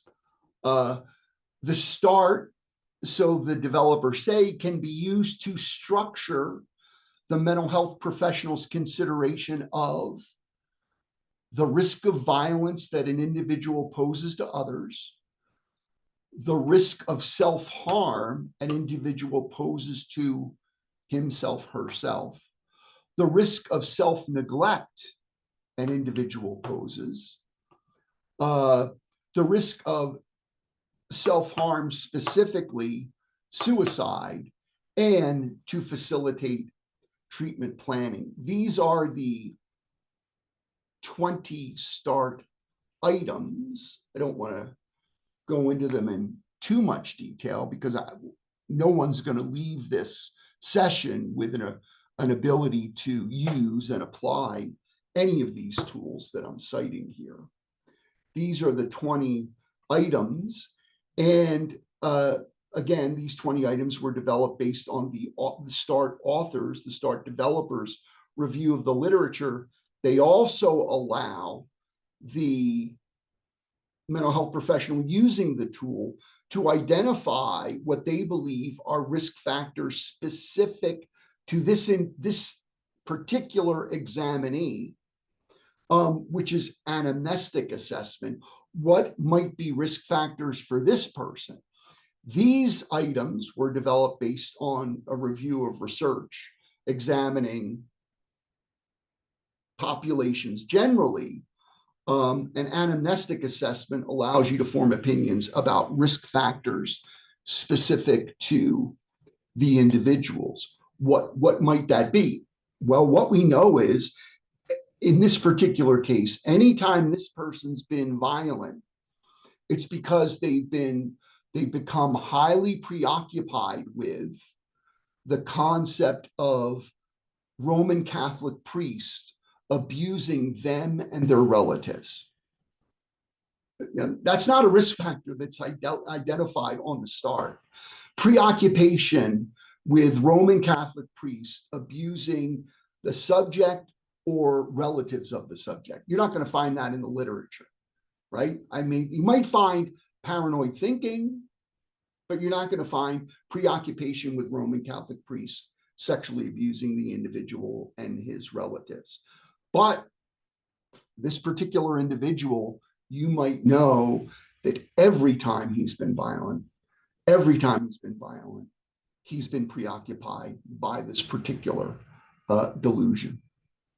Here's the START form that's used. I'm just going to use it to make a few points here. For any one of these 20 items, again, that are reasonably, in my opinion, reasonably operationalized and defined, and they facilitate reasonable inter-rater reliability. How might you confirm that? Well, look at the book that I wrote with Borum and Scalora and others, or, well, you know, that's sort of infected by my thinking. Go to that Scottish guy, right? Go to the Scottish website and see what they say about the START. All of the START items not only can be rated with respect to being strengths or vulnerabilities, right? We don't see that a lot. And then it allows you as the rater to identify any of these items as a critical item. And then it allows you to, or directs you to think about how these items might inform your, first of all, is there a history of this kind of risk? Is there a history of this risk? Well, there's a history of violence. There's a history of suicide. There's a history of, and then, you know, how, you know, what level do you consider this person to be at in terms of risk for these various kinds of outcomes? Okay. All right. Let's see where we are here, time-wise. Okay. All right. So let's move to some other things we need to be concerned about in the risk context. Suicide. You know, psychologists for years and years tried to develop, remember, I don't know if any of you remember the old suicide probability scale and things like that. Most of them sort of been relegated to the scrap of rarely used tools or tests. You know, the suicide is you know, so interesting, because people who try to assess, you know, and concern themselves with suicide risk, of course, all mental health professionals are concerned about it, but those who sort of relegate themselves to trying to develop approaches, you know, someone told me once that group of people have base rate envy. You know, thankfully, the base rate of suicide is considerably lower than the base rate of violent behavior. So when they look at people like us in the forensic arena who might be really focused on violence directed towards others and say, boy, those guys are trying to predict something or assess risk for a behavior that's really common or considerably more common than what we're concerned about, which is people engaging in behaviors that can take their lives or might take their lives. So as difficult as those of us who are concerned with violence directed towards others, as difficult as we have it, trying to distinguish groups of people, those who are primarily concerned with and devote a lot of their professional time to just, you know, distinguishing people at greater and lesser risk of suicide, they have an even tougher job. Now, unfortunately, you know, to the degree that rates of suicide are increasing, that's unfortunate, but there is that observation. One tool that's gotten a lot of attention in recent years is the Columbia Suicide Severity Rating Scale. I would consider a structured professional judgment tool. And not only in this PowerPoint handout that you'll get, not only are there references to various kinds of tools, but there's also what I call resources. So for example, Columbia University has a great website that supports education on how to use the tool. It's a free tool, and it's sort of my go-to tool when I'm concerned with suicide. But one thing I've yet to say is that the healthcare authority is not identifying any tool that any examiner must use to form opinions specifically on diagnosis, of a defendant who's undergoing evaluation of competence, to form opinions about mental state or status of someone, to form opinions about whether someone is competent or incompetent, or form opinions about whether someone meets criteria for commitment or meets criteria for assisted outpatient treatment. I'll say that again.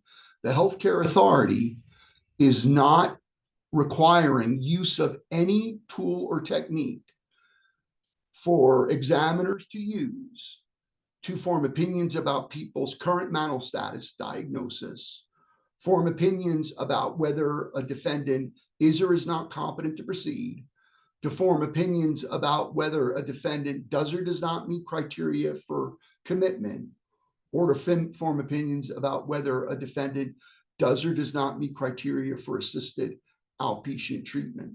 That is being left to the professional judgment of the examiner. Okay, important to walk away with that as I sort of take you through tools and approaches you might consider. Here's something that was developed by the National Institute of Mental Health. And again, a reference to this screening tool and the website that supports it is provided in the PowerPoint that you'll be provided within the next week or so. I'll be very transparent. What I wanted to do is I wanted to run this PowerPoint through the audience of examiners and take the opportunity to add to and revise it based on some of the comments and questions that we get. You know, I think Dr. Holt's question about what about making reference to, well, her question was least restrictive alternative, is a great example of how, brought to my attention that what I failed to include was that is indeed reflected in the civil commitment discussion. All right. And I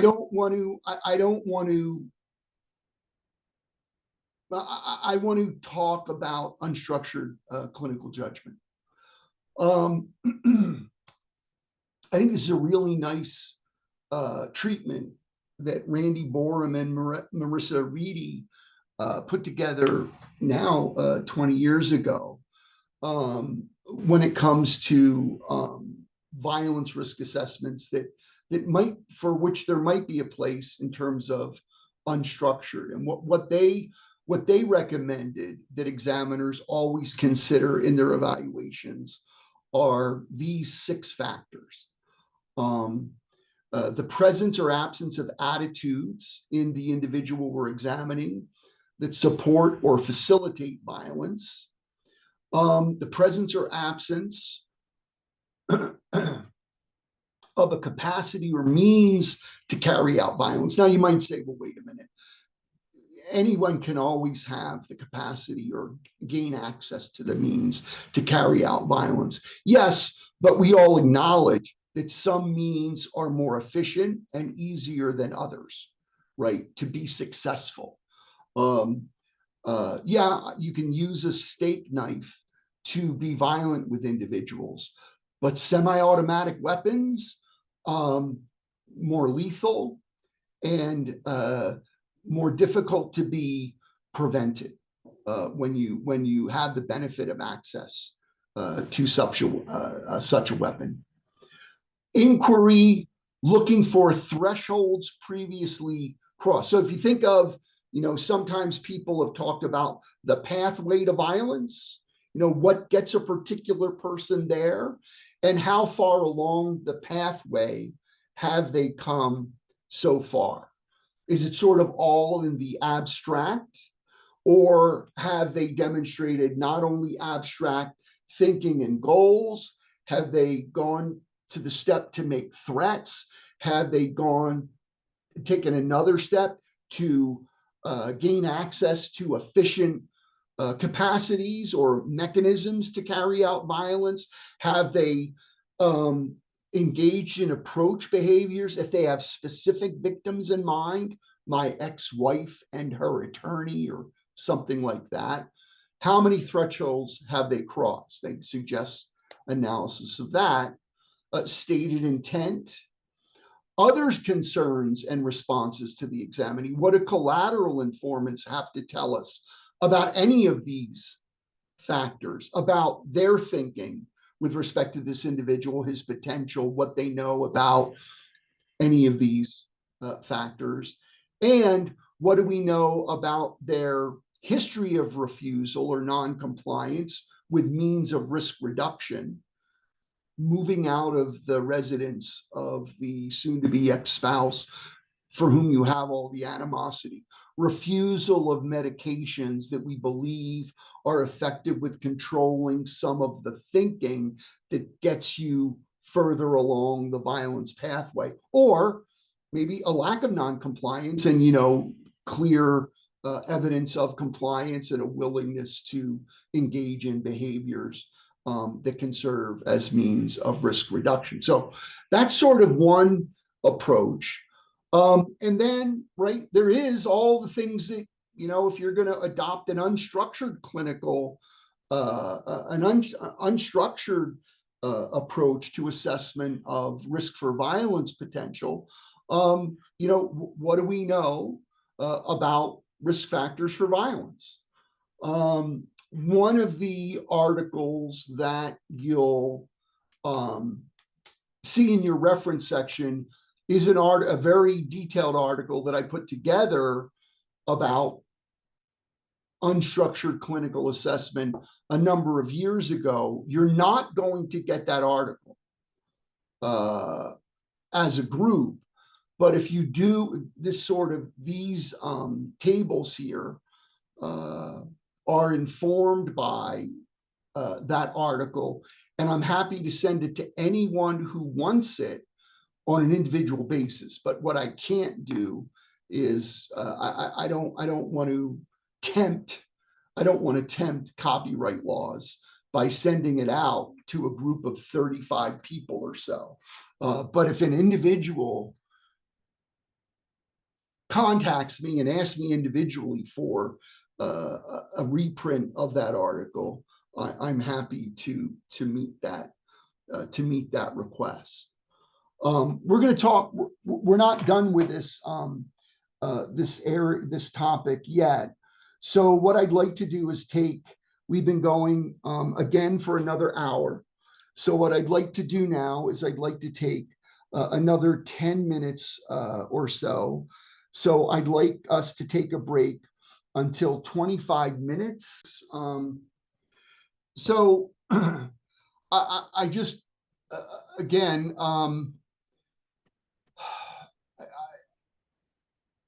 I've been going back and forth and struggling with the best approach here with respect to issues of risk of harm to self and others and how to go about assessing that.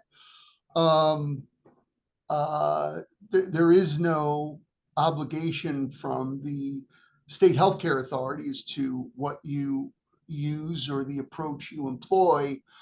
I would be happy to hear other people's thinking about this. What I've done on the next few slides here are identify the kinds of inquiries one might make, I recommend you meld this with the thinking and approach that Borum and Reddy put together. And then I actually pulled from this article that I was referencing earlier that I wrote a couple years ago, some sample violence risk questions that you might present. One is the first set of questions, sort of risk factors for the individual. And then this is to facilitate an amnestic assessment that is about this person and this person's violence, assuming there have been violent episodes in the past. how it plays out for them to inform your judgment in a case specific way. So what I would like to do now is open it up for any kind of general discussion or comments on, how, as you think about how you might go, how we should go about taking on this responsibility, what your concerns are, what approach or approaches you think about employing, et cetera. See if people have some thoughts or ideas or questions.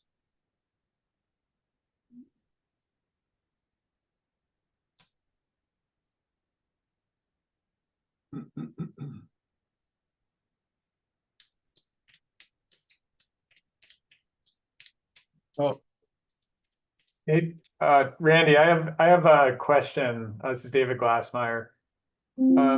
So I was sort of curious about what is the general time frame that we should be looking at with the New Mexico commitment criteria in terms of, like, we're looking at risk of violence, how acute are we looking, how far into the future? I was considering using Medasa to help inform current, like, more acute risk. That's designed for use in an inpatient setting, but I think that it would generalize nicely to looking at acute risk. And I was thinking of supplementing that with various questions and possibly taking some of the factors off the HCR that are a little bit more, long-term. But I think one thing that would probably be helpful to all of us is to have a better sense of, are we looking at sort of need for acute hospitalization, or are we looking at kind of a more long-term, how would this person do if they were released out into the community, over the long term? Yeah, so I am not aware of any guidance that is provided in New Mexico law as to when it comes to questions of commitment, involuntary hospitalization. What's the imminence of the risk? Imminence being suggesting what timeline is that? I'm not aware of anything. If I've missed it and I'm out to lunch, believe me, I'm still learning New Mexico. I've been here 2 months. I wish someone would unmute and let me know. And that being said, David, I'm thinking weeks and not months, but I don't have a good rationale for that. I can't tell you why I am. I always think of involuntary hospitalization as, well, it's short-term fixes, really. But I'm thinking weeks. How's this person gonna present in the coming weeks? Because, the further we get away from when we're with the individual, the number of intervening variables, simply increases and increases. So I'm thinking weeks in the absence of any statutory guidance, I've not done a case law search or anything like that, specific to New Mexico. But I can't say anything more than that, really. Okay, thanks. I mean, that's generally kind of how I was looking at it. I do have some concerns about using actuarial instruments that have static risk factors, such as, on the VRAG, looking at, did they live with both parents during the early childhood, and at least emphasizing that a lot, just in terms of, due process protections for individuals and not penalizing somebody for something entirely out of their control. But Yeah. so I've been leaning more towards, taking an SPJ approach, sort of focused on the more short-term variables, kind of supplemented by maybe anamnestic issues unique to the individual in terms of in the historical interview that I'll do as part of the competency assessment.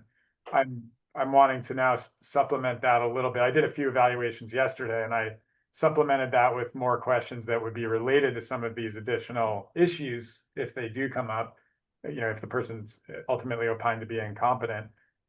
So I was asking questions like, for example, have you ever, done treatment in the community? If so, like, would you take medications if they were offered to you if you were released today from incarceration, things like that. But then I also asked a lot of questions about, about violence history that I was planning on I'm planning on, at least at this point, supplementing some of those more acute dynamic risk factors, clinical risk factors with some of those anamnestic issues. But it sort of seems like there's not much guidance in the law at this point. So Yeah, no, and that all makes sense to me, and I get that, and I want to be real clear here. I feel like I'm learning right along with everyone else here. I'm doing my first evaluation tomorrow, so I'll be sort of responding to things as you did, as well. I'm hoping that he's competent to proceed, because then I can at least put off the struggles. But I think we're all learning as we go here, and I don't want to. Most people in this training won't know who the shell answer man is, but I don't want to portray myself as the shell answer man. I got it all figured out. I'm just trying my best here to make sense out of what the law is suggesting for us, and the new obligations. So I completely align with what you're doing and you're thinking about this. thank you. Thank you. I agree with you. I haven't seen any guidance in the law either.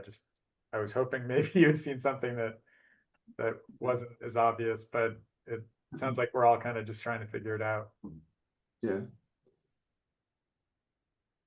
Randy, Yes. Jorge, I also was thinking short term. When I look at that, I don't know, I guess I assumed they meant, what is our risk estimate while the case is going through the disposition process, which I know is not defined, right? There's no time limit, there's no requirement for, I guess speedy trial maybe, but besides that, I guess I would have to think of it in months. As I was thinking, but that's just me maybe making inferences of what would the court need to know. Like, if this person not going to be in custody, then until they're done with the case, then how dangerous are they going to be? But that, again, like you, new to this law, new to New Mexico, and just trying to make some inferences on very vague information. It makes me think, we got so far 3 people have weighed in. It's a legal Rorschach test. It leaves it vague in general, and then you can project onto the law, whatever you think it means or whatever it should be. So So how do we do? So I don't know, I don't know what to say other than that. Other comments or thoughts about this? I have one. I'm Doc Maxan. Okay, can you hear me okay? Yeah, sure. You're Yeah. coming through loud and clear. We've been doing this a long time, and so this new added piece to make a recommendation regarding restoration of competency. In my opinion, we've done, I think going over the history thoroughly, and then the current functioning, possible medication treatment history, that's going to be the biggest predictor, just almost as if you're using the HCR 20. And then really that's how we've come up with in the past, if somebody ends up being found not competent and judges end up referring the individual to the state mental hospital, it's based on dangerousness and inability to become competent. And so it's pretty straightforward, I think. I mean, we're not always correct, but I think that's the best we can do. We can use the instruments, we can look at prior history. A lot of these people that we see, and I've been doing this since about 2009, I've had a contract, they're repeat offenders. You know, they just in and out of the legal system, a lot of times because of substance use, and you just make a determination based on their prior history. And there's no, like you said, there's no perfect solution or perfect indicator. So I think the history is probably the biggest predictor. I don't know if everybody else agrees with that. And then justifying it in the report if we feel somebody is able to be restored to competency. A lot of people don't want to be. We just did one, and the defendant said they were not interested in stopping use of methamphetamine. There was no insight into their mental health problems or their drug use. And so to try to restore that person to competency when they're not interested in stopping their substance use or complying to medication recommendations, it's kind of a waste of state's money. Anyway, Yeah, particularly if you don't have them in a controlled environment. Right. With their access to substances. That's right. So that's just some thoughts. Yeah, I appreciate that. Randy, I would add to, I think Dr. Schwartz made a very good point. I would add to that the really critical piece is she's giving her reasoning. She's citing data points and she's explaining why she's used those data points. I think that's the key. Jumping off of that, I was wondering about how much in the report, how much do we show our work when it comes to including data that could be potentially pejorative or is really getting at what happened during the offense and is like more of, that would be kind of like a mental status question as opposed to current competence. So are you talking about what are you talking about information that a defendant might have shared with you about the alleged offense or offenses or? So I'm thinking about when, like, for example, looking at these sample violence risk questions that you have on the screen, like how much data in terms of the violence risk questions in general, like the violence risk, the questions that we are answering, when some of those answers could potentially be about more than, like, I understand that when we're doing this kind of the commitment and the treatment opinions, that's a different question than competency, but it seems like the cat could be out of the bag at some point. I think, you know, my approach to that has always been to write about what a defendant shares with us about that to which he's yet pled guilty or been convicted, to write about it in a very careful way. So it could be, you know, let's say the guy's been arrested for attempted murder and you ask him some of these questions and he says, well, doc, in this case, what this guy said before I hit him with the bat was, he said, you know, you're gay and, you know, no one calls me gay. So I think we can make use of that without you know, by writing about it in a way and explicitly making sure that we don't cue the reader to, well, this is what happened that got him arrested in this case. You know, Mr. Jackson indicated when talking about episodes of violence, they've oftentimes been cued by people questioning his sexual orientation or, you know, raising issues of sexuality that, you know, would not make it clear that he, one, confessed to the alleged what at least in Florida, what would be confessed to the alleged aggravated battery. So I always recommend you know, that kind of consideration in terms of writing. you know, in ways that could be harmful to a defendant in his defense. You know, we're not here to incriminate people and facilitate prosecution. We're not here to impede prosecutions either. But I get the base of the question. Other questions or comments? Randy, I have another quick question. What is the burden of proof that's going to be used in these? Are we looking at like an Addington level? Like, are we looking at clear and convincing on the civil commitment? I assume that is I assume that that's already addressed in existing statute, and I'd have to look that up.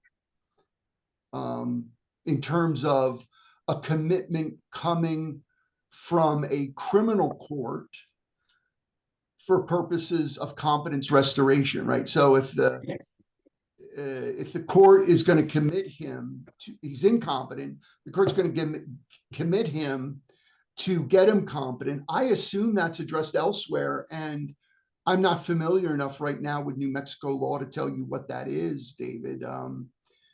And you know, Addington is civil commitment, right?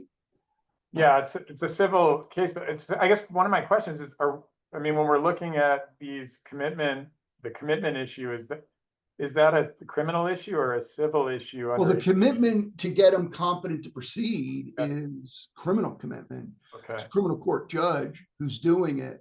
And I don't hit, you know, I can't even tell you from my prior jurisdiction. You know, Addington was a civil case. I don't know if there's ever been a case in front of the Supreme Court. I don't know if some courts have tried to suggest that there's a lower standard of proof for criminal. Well, I mean, if you look at Jones, and you look at criminal commitments post NGI, but that's post verdict.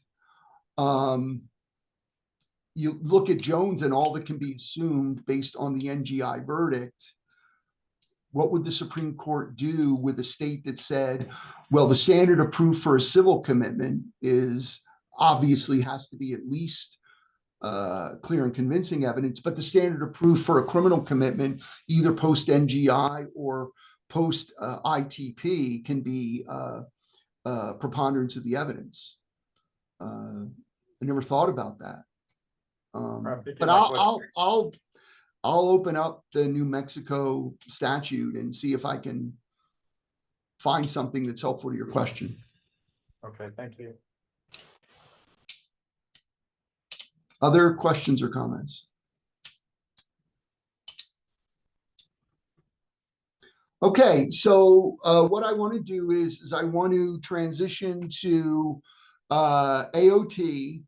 And first of all, I want to thank Anthony Perillo and our postdocs for putting together what I thought was a nice, helpful summary of AOT and things you might look at, and that you everyone should have received the AOT summary previously. And if you haven't, I think Dr. Varela posted a PDF of it. Did you not? In the chat? I did. Yeah. Okay. So I strongly recommend that if you haven't taken the opportunity to look at that yet, you do take a look at it. So we're also required, when we're going to recommend someone be adjudicated incompetent, we're also required to weigh in on whether the defendant meets criteria for AOT. I have an asterisk. I want to be really clear. This almost reminds me of 1984. Assisted outpatient treatment, let's be clear, is involuntary treatment. You can sugarcoat it all you want and say, well, we're helping them on an outpatient basis get treatment, but it is treatment over objection and without consent. In theory, it's willing to be that. And I think AOT, some people came up with that name to make it go down a little easier. It's a jagged little pill. that doesn't go down so well for some people. But I just can't go along with those kinds of word games. But it is involuntary treatment on an outpatient basis. What it requires is a primary diagnosis of a mental disorder, presumably is distinguished from primary diagnosis of a substance use disorder, a history of lack of treatment compliance that has resulted in some problems that we'll get to later. A defendant who, as a result of mental disorder, is unwilling or unlikely to voluntarily participate in treatment that would allow them to live safely in the community. AOT is needed as a least restrictive alternative to prevent relapse or deterioration that will likely result in relapse or deterioration that will result in serious harm to self or others. And AOT will benefit the person and have their best interests served. Well, will it have their best interest with respect to informed consent served? Perhaps not. Will it have their best interest with respect to living safely and living in a way that facilitates their adjustment? Quite possibly. So what I said here was this history of a lack of treatment compliance. It's not just that, but it's a history of a lack of treatment compliance that resulted in threatened or actual serious physical harm to self or others within the past 4 years while in the community, or a recent institutional detainment of 6 months or more with some qualifiers, or at least 2 institutional detainments while living in the community during the previous 48 months. So, some of this is sort of fact gathering. Tell me about, your arrest history. What did the records tell us about your arrest history?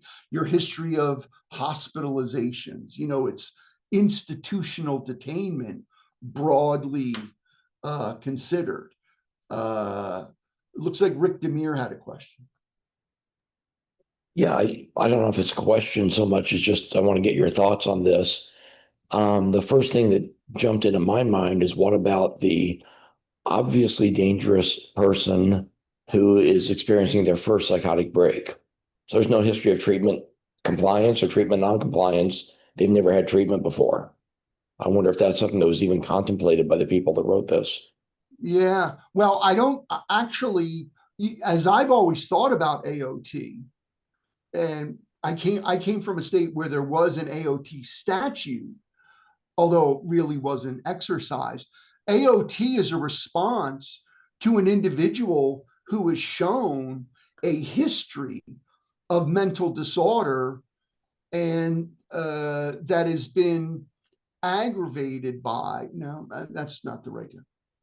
My understanding of AOT is it's been proposed as a response to individuals with a documented history of mental health problems that have gone untreated in the past. So when you say this is the person's first psychotic episode, I don't even think they're in the AOT ballpark, right? That what we need someone who's demonstrated a history of problems and a lack of success with SOP, standard operating procedure. That's all what I've always thought AOT was. And I think that's the way this is written, that we're not even going to consider this unless a person has this demonstrated history of problems. It's not preventive. I mean, it's only considered after a history of a lack of success under standard operating procedure, Rick. That's helpful. Thank you. Yeah.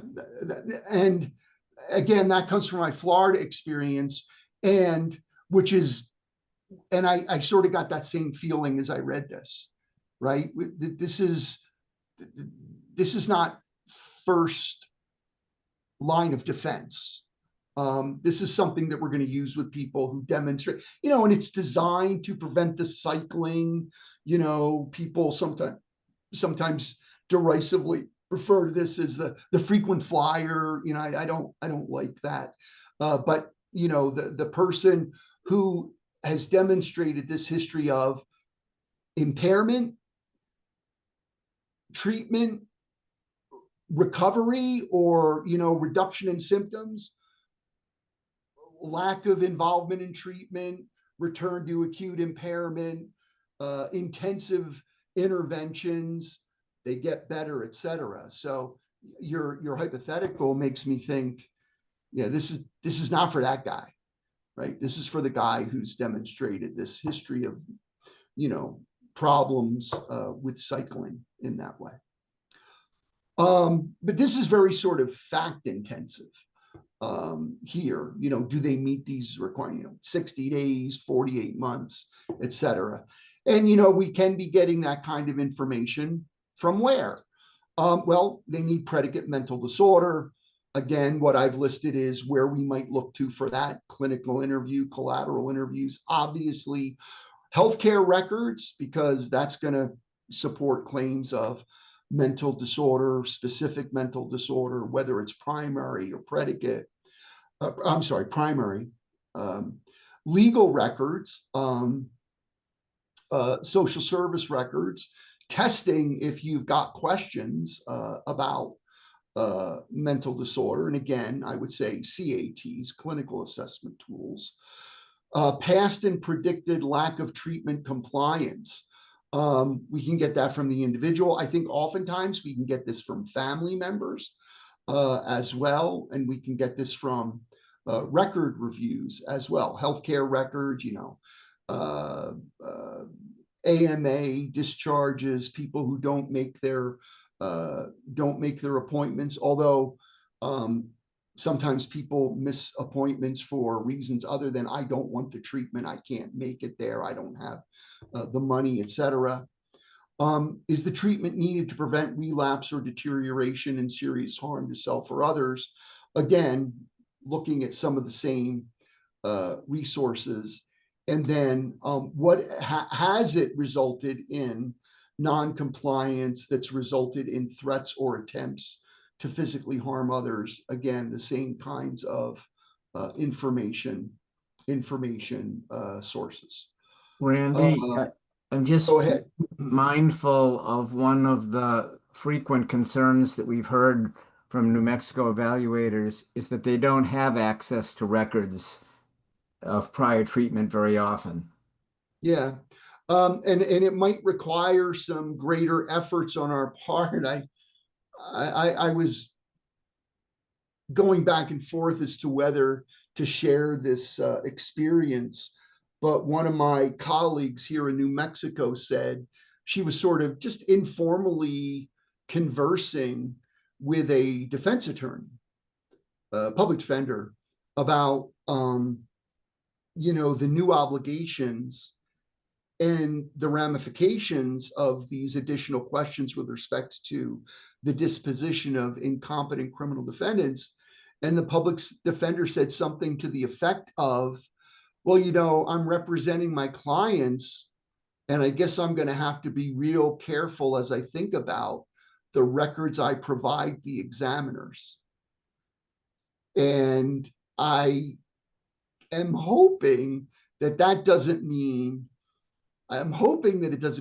so I will withhold records that I think could result in opinions about my clients that I, as their defense attorney, think are not in their best interests. I would really hate to think that happens, but it could. And I'm not an attorney. I'm not a defense attorney. I don't have to struggle with the ethics of how you represent your clients in terms of when you think they're impaired and what you think is in their best interest and all of that. And, there's attorneys who could give half-day long lectures on that kind of stuff.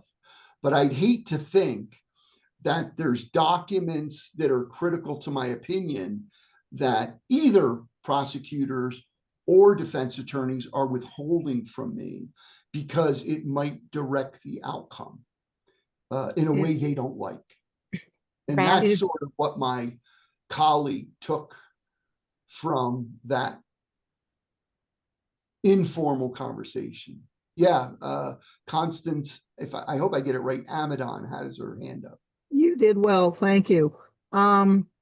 It's more like I never get anything from anybody in the first place. They hear tell something went on. And my problem is no matter how quick I shoot those ROIs out, I'm in line and have a number wherever it went to. And when they get to what I asked them for, they'll send it to me. Our things even say it's done, you know, this is needed soon because of, you know, so on and so forth. And it's like, okay, you're in the pile. So when they get to me in the pile, I get the records, which conflicts with how long I'm supposed to take for the evaluation in the first place. So if I do what we've been instructed to do, as I understand it, prior to now, is I would file the report, and when I get the records, I file an addendum. You know, which seems like doing it the backwards way. If I could wait in the first place and get all the things I needed, and then do the report, we would all be done. Yeah. Versus the other. Yeah, I've been transparent about this. I've been in New Mexico for two months now. I don't know how the legal community responds to requests for continuances of a report being submitted on the grounds that I'm waiting on some really important records. My Florida experience was that the judges generally and the attorneys were generally accepting of that. But you know, but if that just doesn't work in this state, I don't want to be a Pollyanna who you know, says, well, give that a try. Again, I risk being I know I risk being Pollyanna-ish when I say that in 2 meetings with the judiciary since my arrival, I've made it very clear about the need for supporting documents and records and how that really is hampering the work of examiners in New Mexico. And both meetings, I was roundly, my plea for anyone and everyone who can facilitate record retrieval and production. My plea was reinforced by a justice on the state Supreme Court.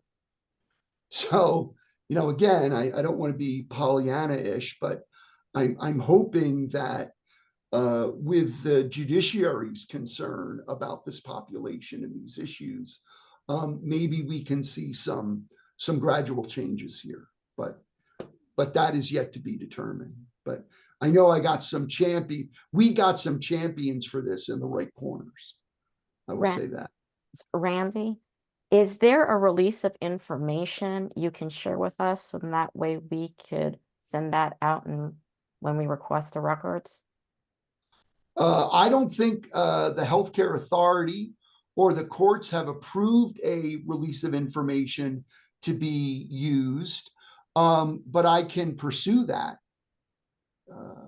for sure, Liz. Yeah, thanks. That would be helpful. So in the meantime, if we want records, do we have to make something up on our own?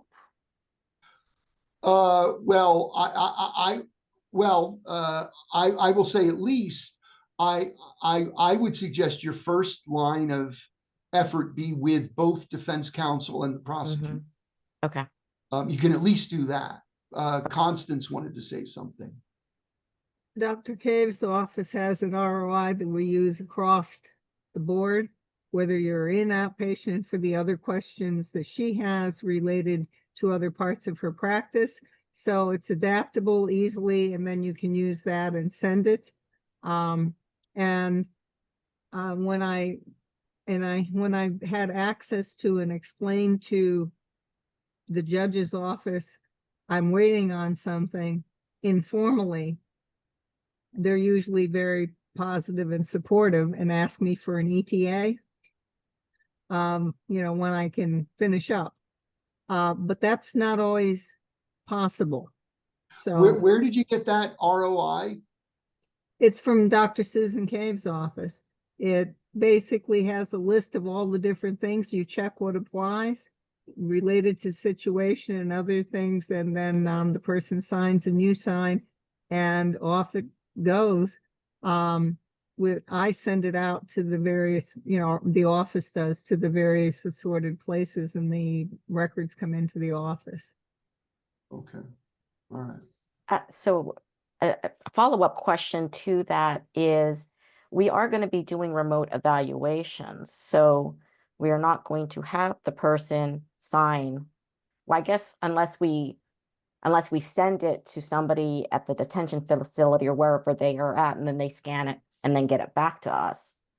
You've got it. That's exactly Then what that's happens. exactly I what send happens. a packet of materials out in the first place, as long as the person is judged as being appropriate for being in front of the computer. I call it allowed to play with the toys. And there are concerns about the person's behavior doesn't preclude something of that type. And the forms are there. We go through them, they sign, we talk about who I'm going to send it to and all of that. And then I get the information scanned and sent back to me, and I go from there. Okay, thank you. That is helpful. I never contemplated buying DocuSign.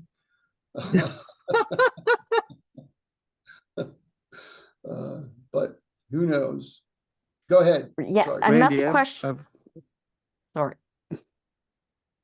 Another Oh. question that I had was about AOT. So you said that only 3 districts had AOT. How about if we meet with somebody who meets a criteria for AOT, but it is not available in their district? Should we add a sentence in the report stating that? Well, I'll tell you that I think the judge and the attorneys will know.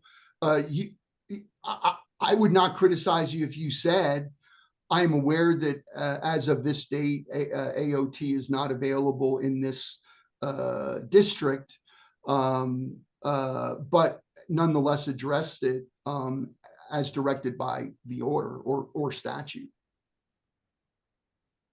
Yeah, and that may well change. I believe that will change. I've been told there will be efforts to expand AOT offerings. I know we have some people here from the Healthcare Authority.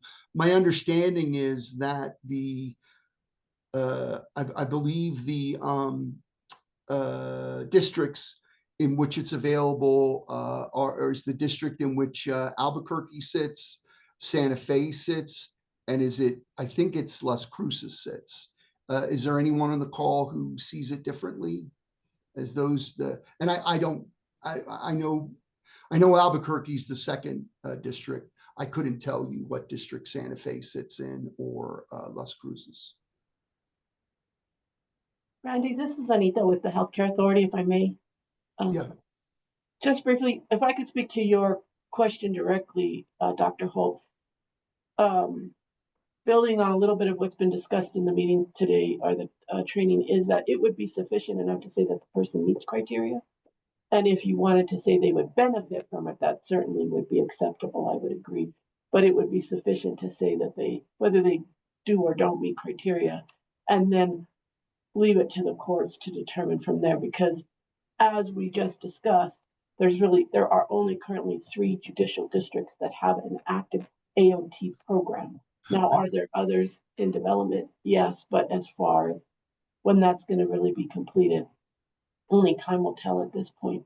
But I wanted to speak to a broader point, and thank you for letting me observe today's training, because what it's given Elena and I, and Elena, as many of you all know, is the forensic coordinator whose full-time commitment is to supporting the examiners. It's given us an opportunity to hear areas where we could better support or continue to support.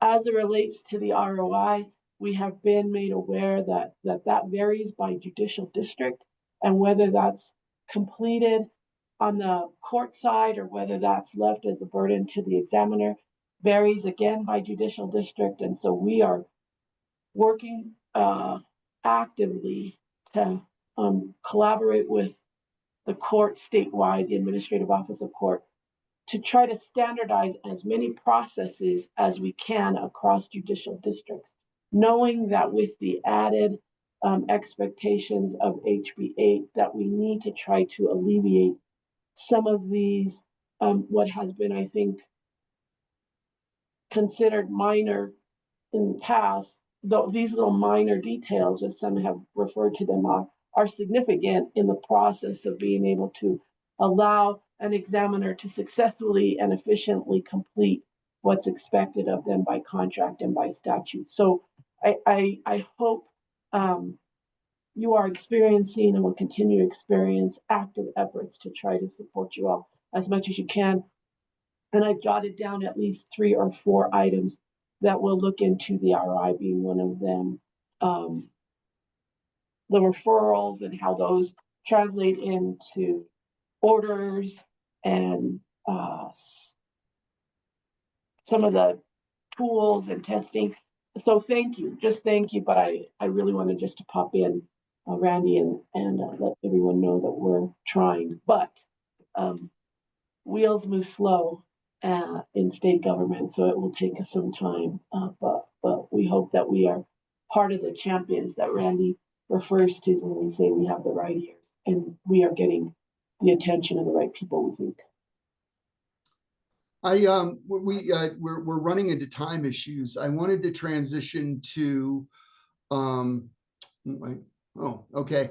All I want to say about the report outline is that the Healthcare Authority decided that they wanted to adopt a variant of an outline that had been used in one of the districts. There have been a couple questions that we've received. And one of them was, well, are we no longer doing psychological testing because there's no psychological testing section? No, we made the decision at my suggestion, I'll take the heat, that it would do a better service to the consumer. I consider the consumer of the reports lawyers and judges, to integrate and share the test results in the sections for which they're most appropriate. So, for example, if you're going to use the fitness interview test revised, I would say that's a structured professional judgment tool. It's a little misnamed. I think you would share the results of the fitness interview test in the section devoted to assessment of the defendant's competence to stand trial. If you're going to administer the Montreal Cognitive Assessment, I assume you're going to talk about the results of that in the current clinical status behavioral observations section. If you're so that's the rationale that as I think about this, I think it makes less sense generally to smash all the test results together, many of which are wholly unrelated. They're wholly unrelated, but rather to facilitate understanding of how the test results affected and were consistent with or inconsistent with other data sources, to put them and share the results of the test in the section where they're most appropriate. And that might vary as a function of a particular case or a particular test or whatever else. Might you talk about the tests in 2 sections? Sure. I don't see a problem with that either. Okay. But that was a decision that was made. We're not discouraging administration of testing, just sort of directing where it will be addressed and discussed. Okay. I don't have anything else more to say about the test template other than I think it's clear that sometimes there's sample language and you would only use the sample language if it accurately describes the evaluation, right? So for example, there's sample language that says The test was conducted by way of teleconferencing. Well, don't write that if you did it live, right? And it also says there were no problems with connectivity. And as a result, I have confidence that this evaluation was a reasonable evaluation and assessment. Don't write that if it's not the case. If there were problems with connectivity that significantly interfered with the evaluation, just write that. So recognize obviously that some of the language in there is sample language that you would never adopt if it didn't accurately describe what happened. Now, that being said, I'm happy to answer questions about the template. I have a question on the template. Yeah. What's the rationale for putting the history at the end? Whereas most reports, at least that I've reviewed, are history's done in the beginning, so you get more of a feel for the individual's history and functioning. I don't think the history is at the end. Yes, it is. It comes. It's the last. Well, it comes before the competency, but testing and behavioral obs, everything comes. Well, behavioral obs would be consistent with that, but the history comes later after testing in the template. Well, I guess there's I see it that the presentation, I mean, you're not suggesting, for example, that it should go before the referral question or notification No. or anything. Yeah, yeah. But I was thinking that putting so what are the issues? The issues, I just wondered your rationale. We had a template, we put sources of information, referral question, everything similar to what's been proposed now. Yes. And usually right from after we've explained the confidentiality piece and all the legal, we go ahead and put what the history is, Yeah. And now we're doing the history later. And I wondered what the rationale for the change. So I don't think it's fair to say that the history is the very last thing. Competence, diagnosis, recommendations all come after history. Right. It's not the last. But history comes after testing. There is no behavioral obs, you've done your testing, and then history. There is no testing. There is no testing section. That's been deleted. Well, we do testing. So you said just recently, put the testing where it belongs. Right. So if we do a behavioral obs, so where do you suggest to put the testing? I suggest that you put again, if you administered the fitness interview test revised, that goes in the competence section. That doesn't go in the behavioral observation. I'm talking more cognitive mental status. Well, that goes in the mental status section. Cognitive testing, some neuropsych testing. Right, yeah. But and then history comes after. That's my point. Yeah. Correct? I like the consistency of after you provide sources of information, let's give a history on this person, but we have to put other things first now. We've now changed that. I don't understand what the rationale for that was. We did transpose current clinical functioning, behavioral observations, and history. That's what we did. My rationale is, before we get into the history, let's give them a feel for who this person is. Okay, that was the rationale for simply transposing those two sections. All right, it's not that big of a deal. Yeah. Still, the information's still there. I appreciate that, but I just thought it was odd that it's kind of been flip-flop. That's all. Yeah, I think all we did was... So you're saying you wanted who the person is, you want the current functioning. However, who the person is really described in the history. Are they married? Are they single? Do they have a psych history? Did they have a medical history? Did they graduate high school? To me, that's who the person is. But yeah, I misspoke. How the person presented and who you had in front of you. Yeah. So I misspoke. All right. Other questions or comments about the template? I have a question, but it's a little unrelated to the template. I just wanted to get an idea of how many hours people are typically spending on these evaluations. We're newer to this contract as a group practice, so we just don't really have an idea of what the new additions, like with the What I'd ask, Ashley, because of my time pressures, and I've got an agenda that I got to cover, what I'd like to do is I'd like to turn this over to Dr. Koocher, and I'd like to ask anyone who's comfortable responding to your question to put it in the chat, and then we'll look to Dr. Varela to share those results with us before we end today. Is that okay? So I can meet my learning obligations here? Sure. Thank you. Thank you. Sorry to cut you off. No problem. All right. Gerry, I'm sorry that I've handicapped you with this amount of time, but I did leave you 30 minutes. Thank you, Randy. I'll talk fast. And I'll move the slides for you. Thank you. Go on to the next one. So what I'm trying to summarize for you is the new form that I created to give you feedback on your reports as I read them. And one of the points that was made earlier about the time in which you get access to information is important. We will ask you, as we did before, and you've seen it on the template, to tell us the date you did the examination and the date you turned in your report.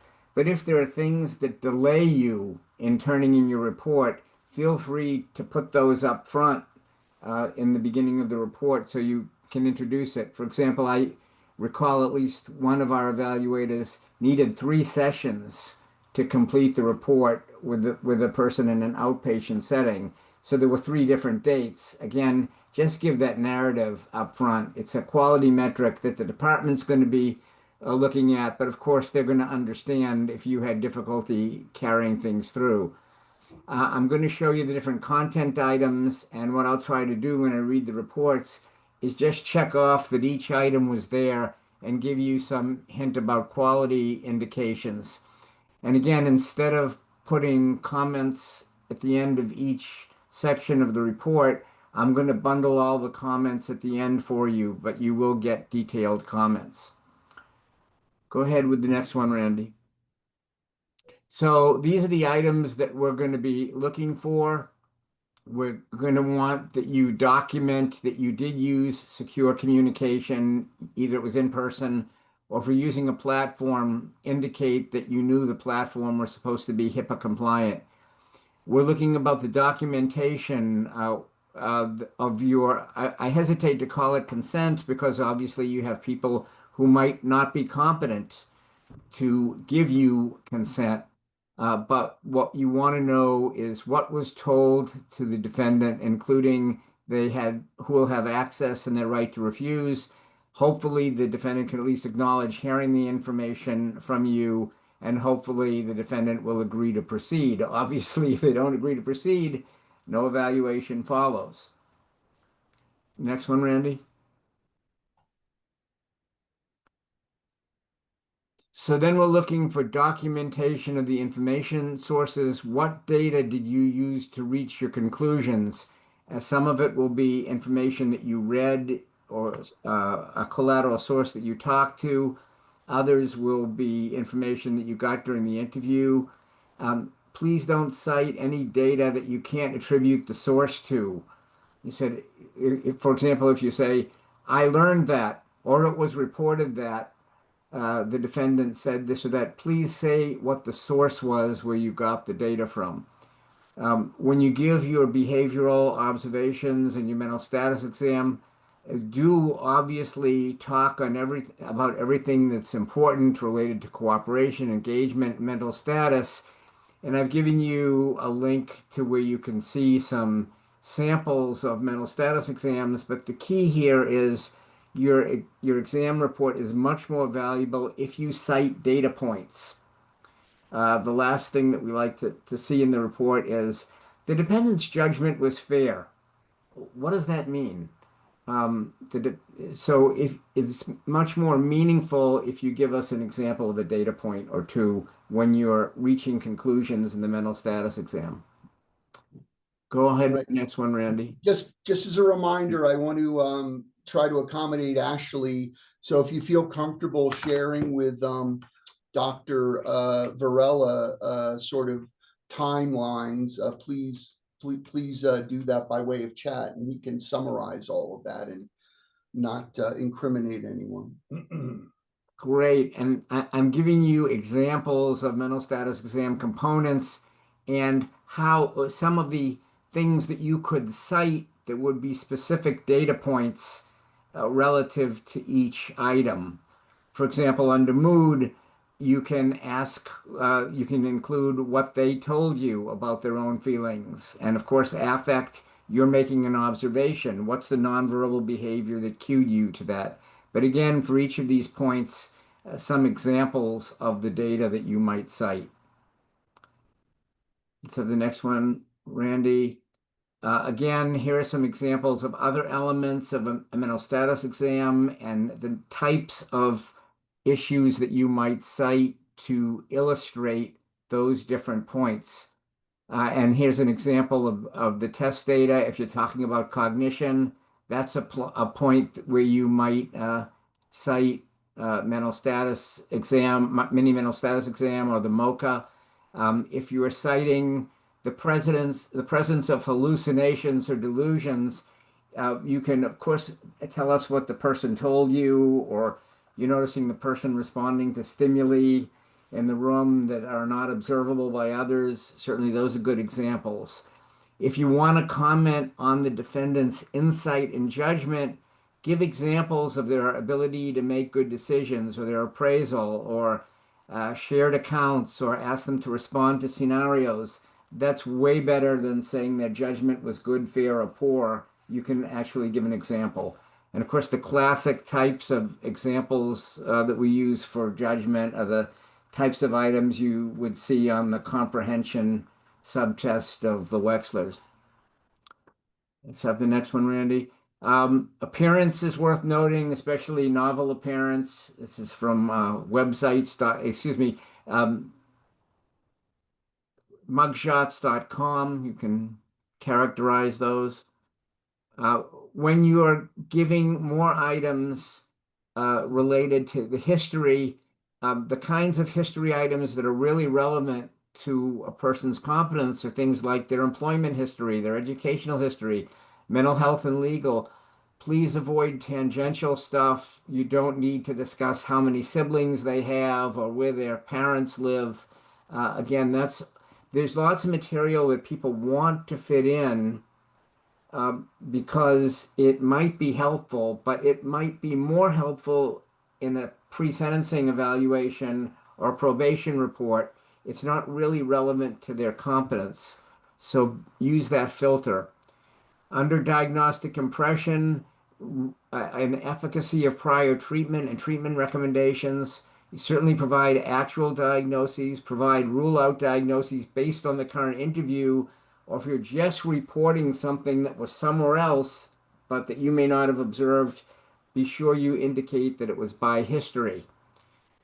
If the person has a rational or factual understanding of the legal procedures, you can cite some data to support that.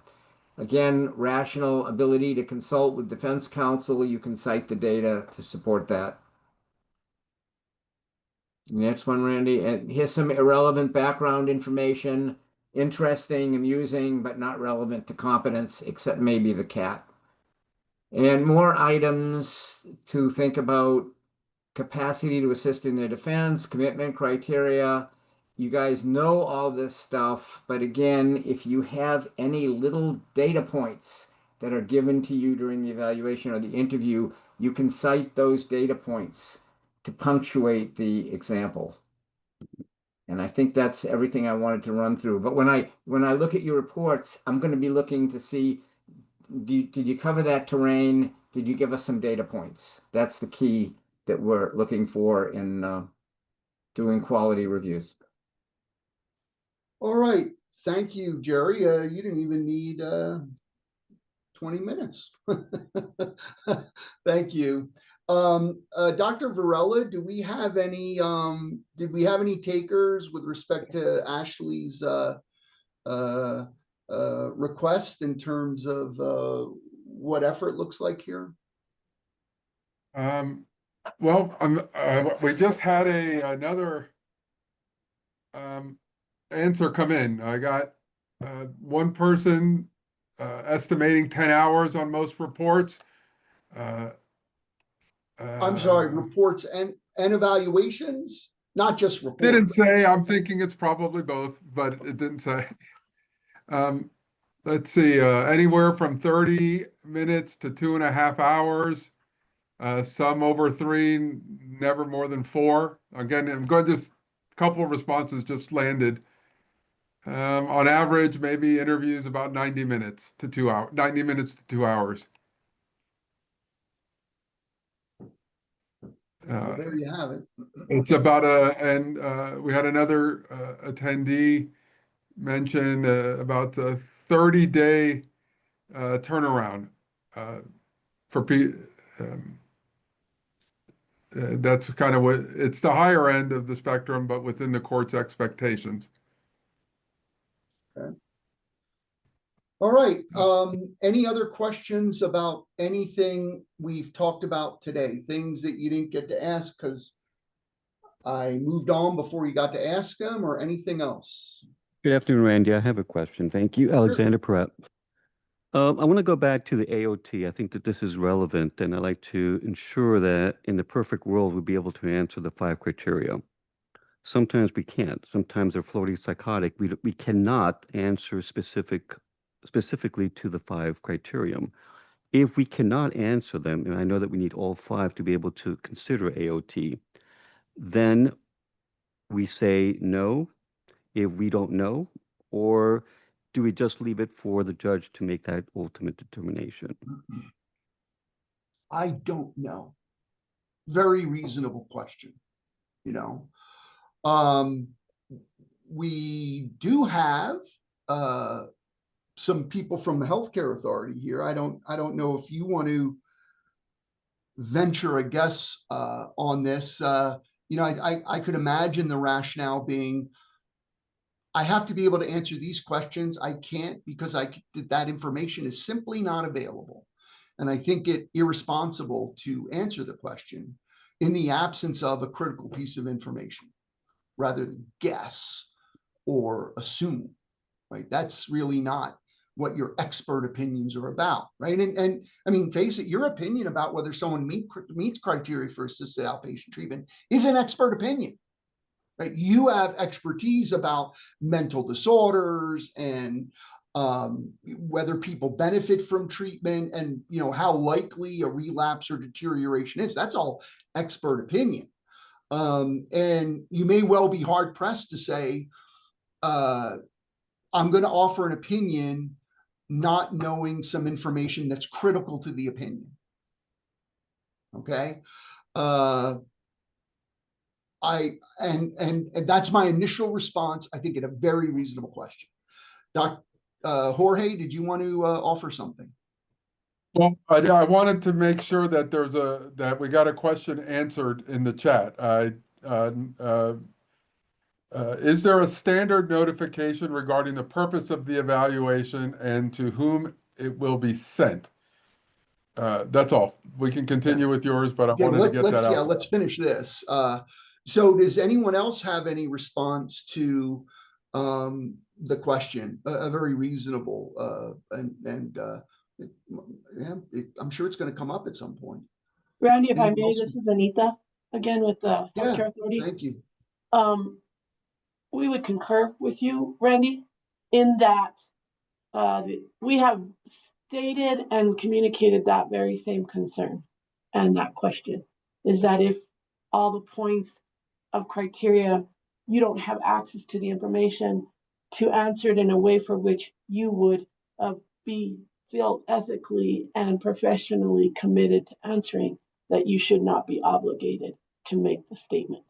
So we would agree that, and maybe a statement to that effect needs to be made, and then we will probably have to face that ongoing throughout the year as those trends start to surface.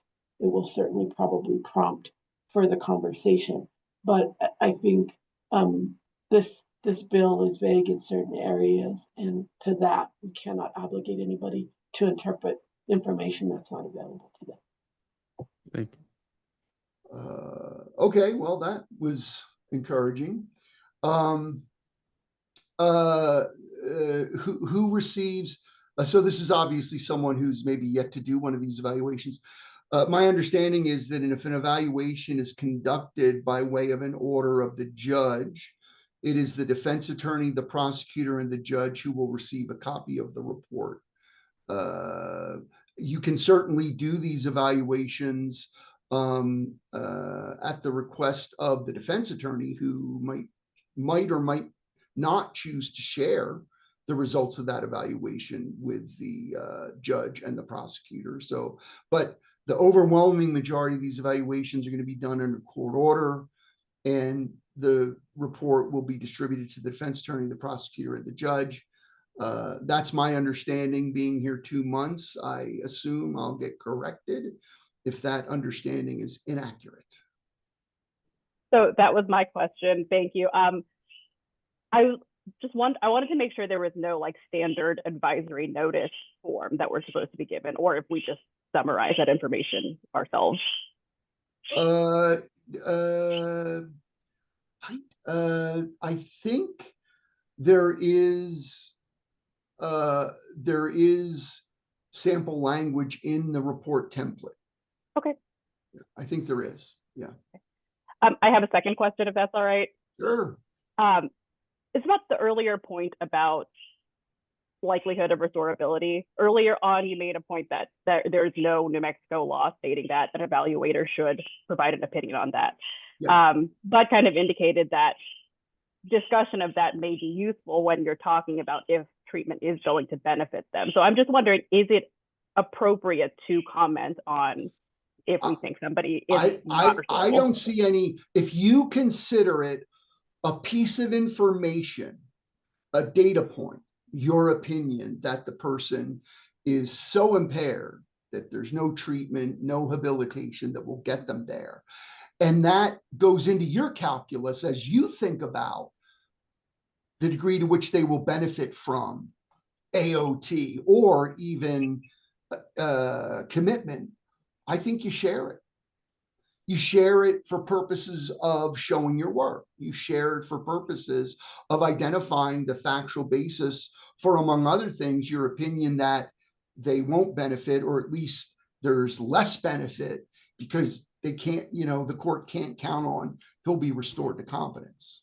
Now, that being said, I think we would acknowledge that we're going to be pretty cautious when we identify an incompetent defendant and we say, Judge, I am highly confident this person is not restorable.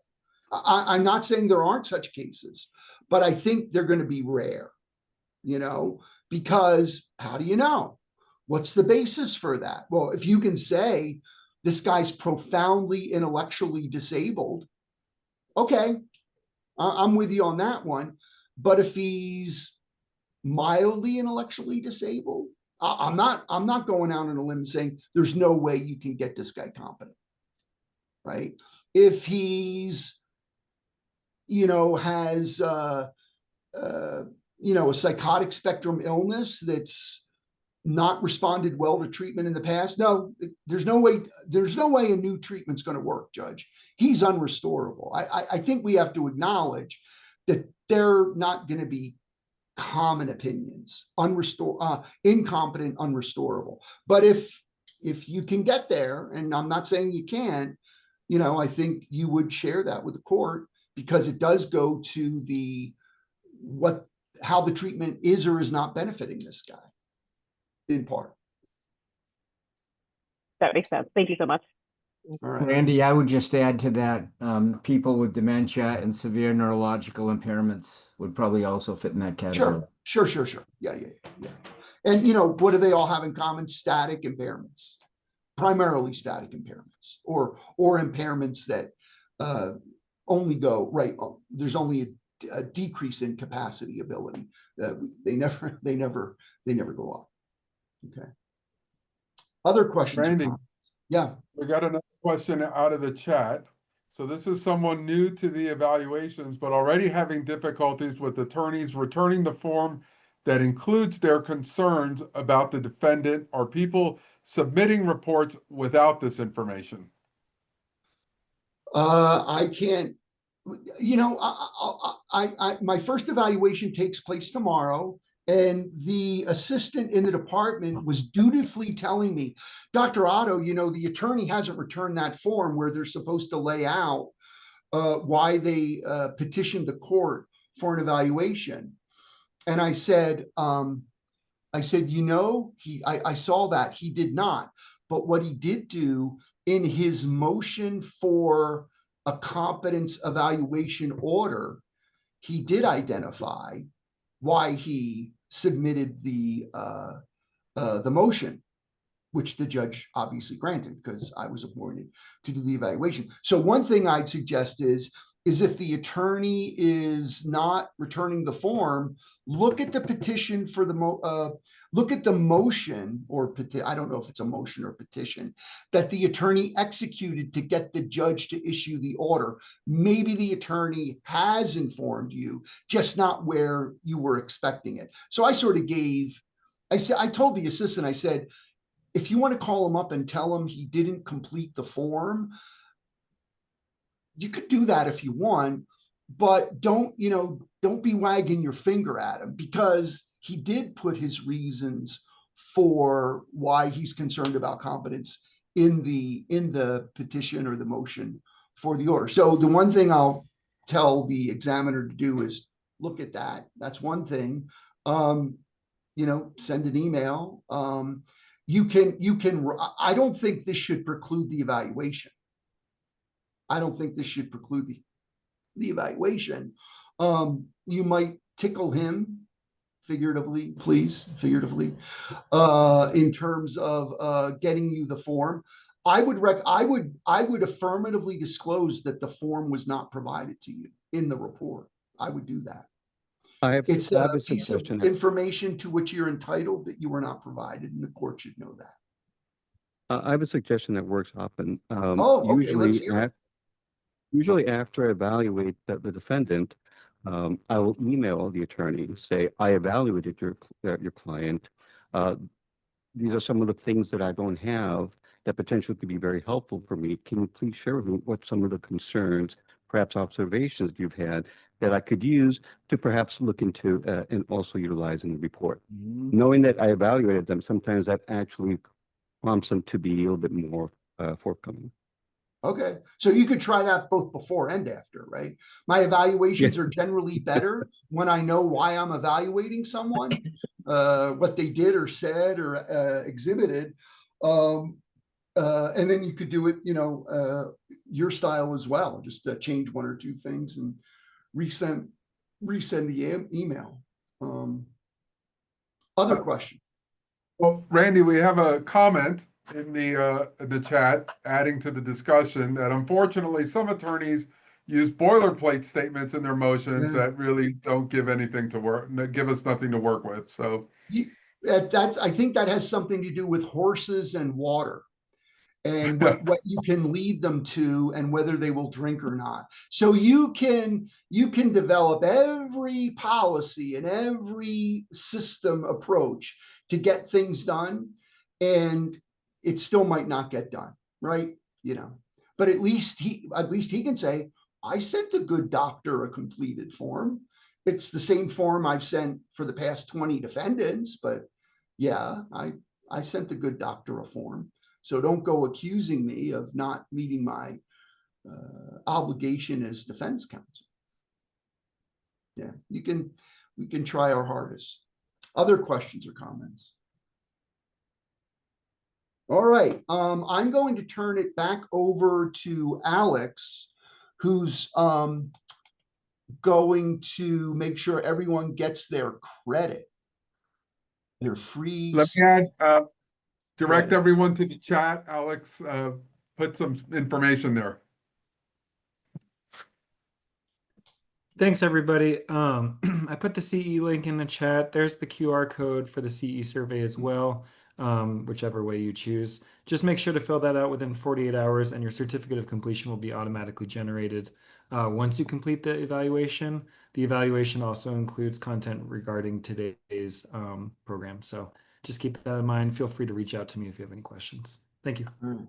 Thanks very much, everyone. I appreciate your patience with me as I struggle through this as you are doing as well. And look for Dr. Koocher's revised assessment template. Look for this PowerPoint.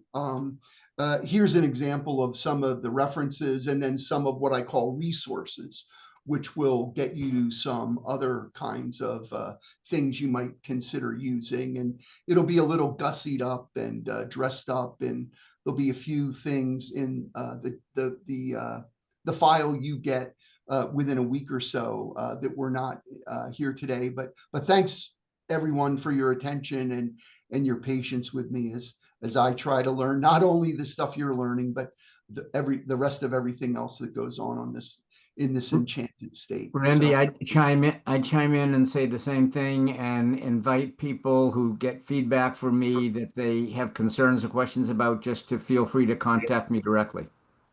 okay. Please put your email in the chat, Gerry, and I will do the same. But you're all free for the rest of the day. Have a good day and have a good weekend that's coming up, everyone.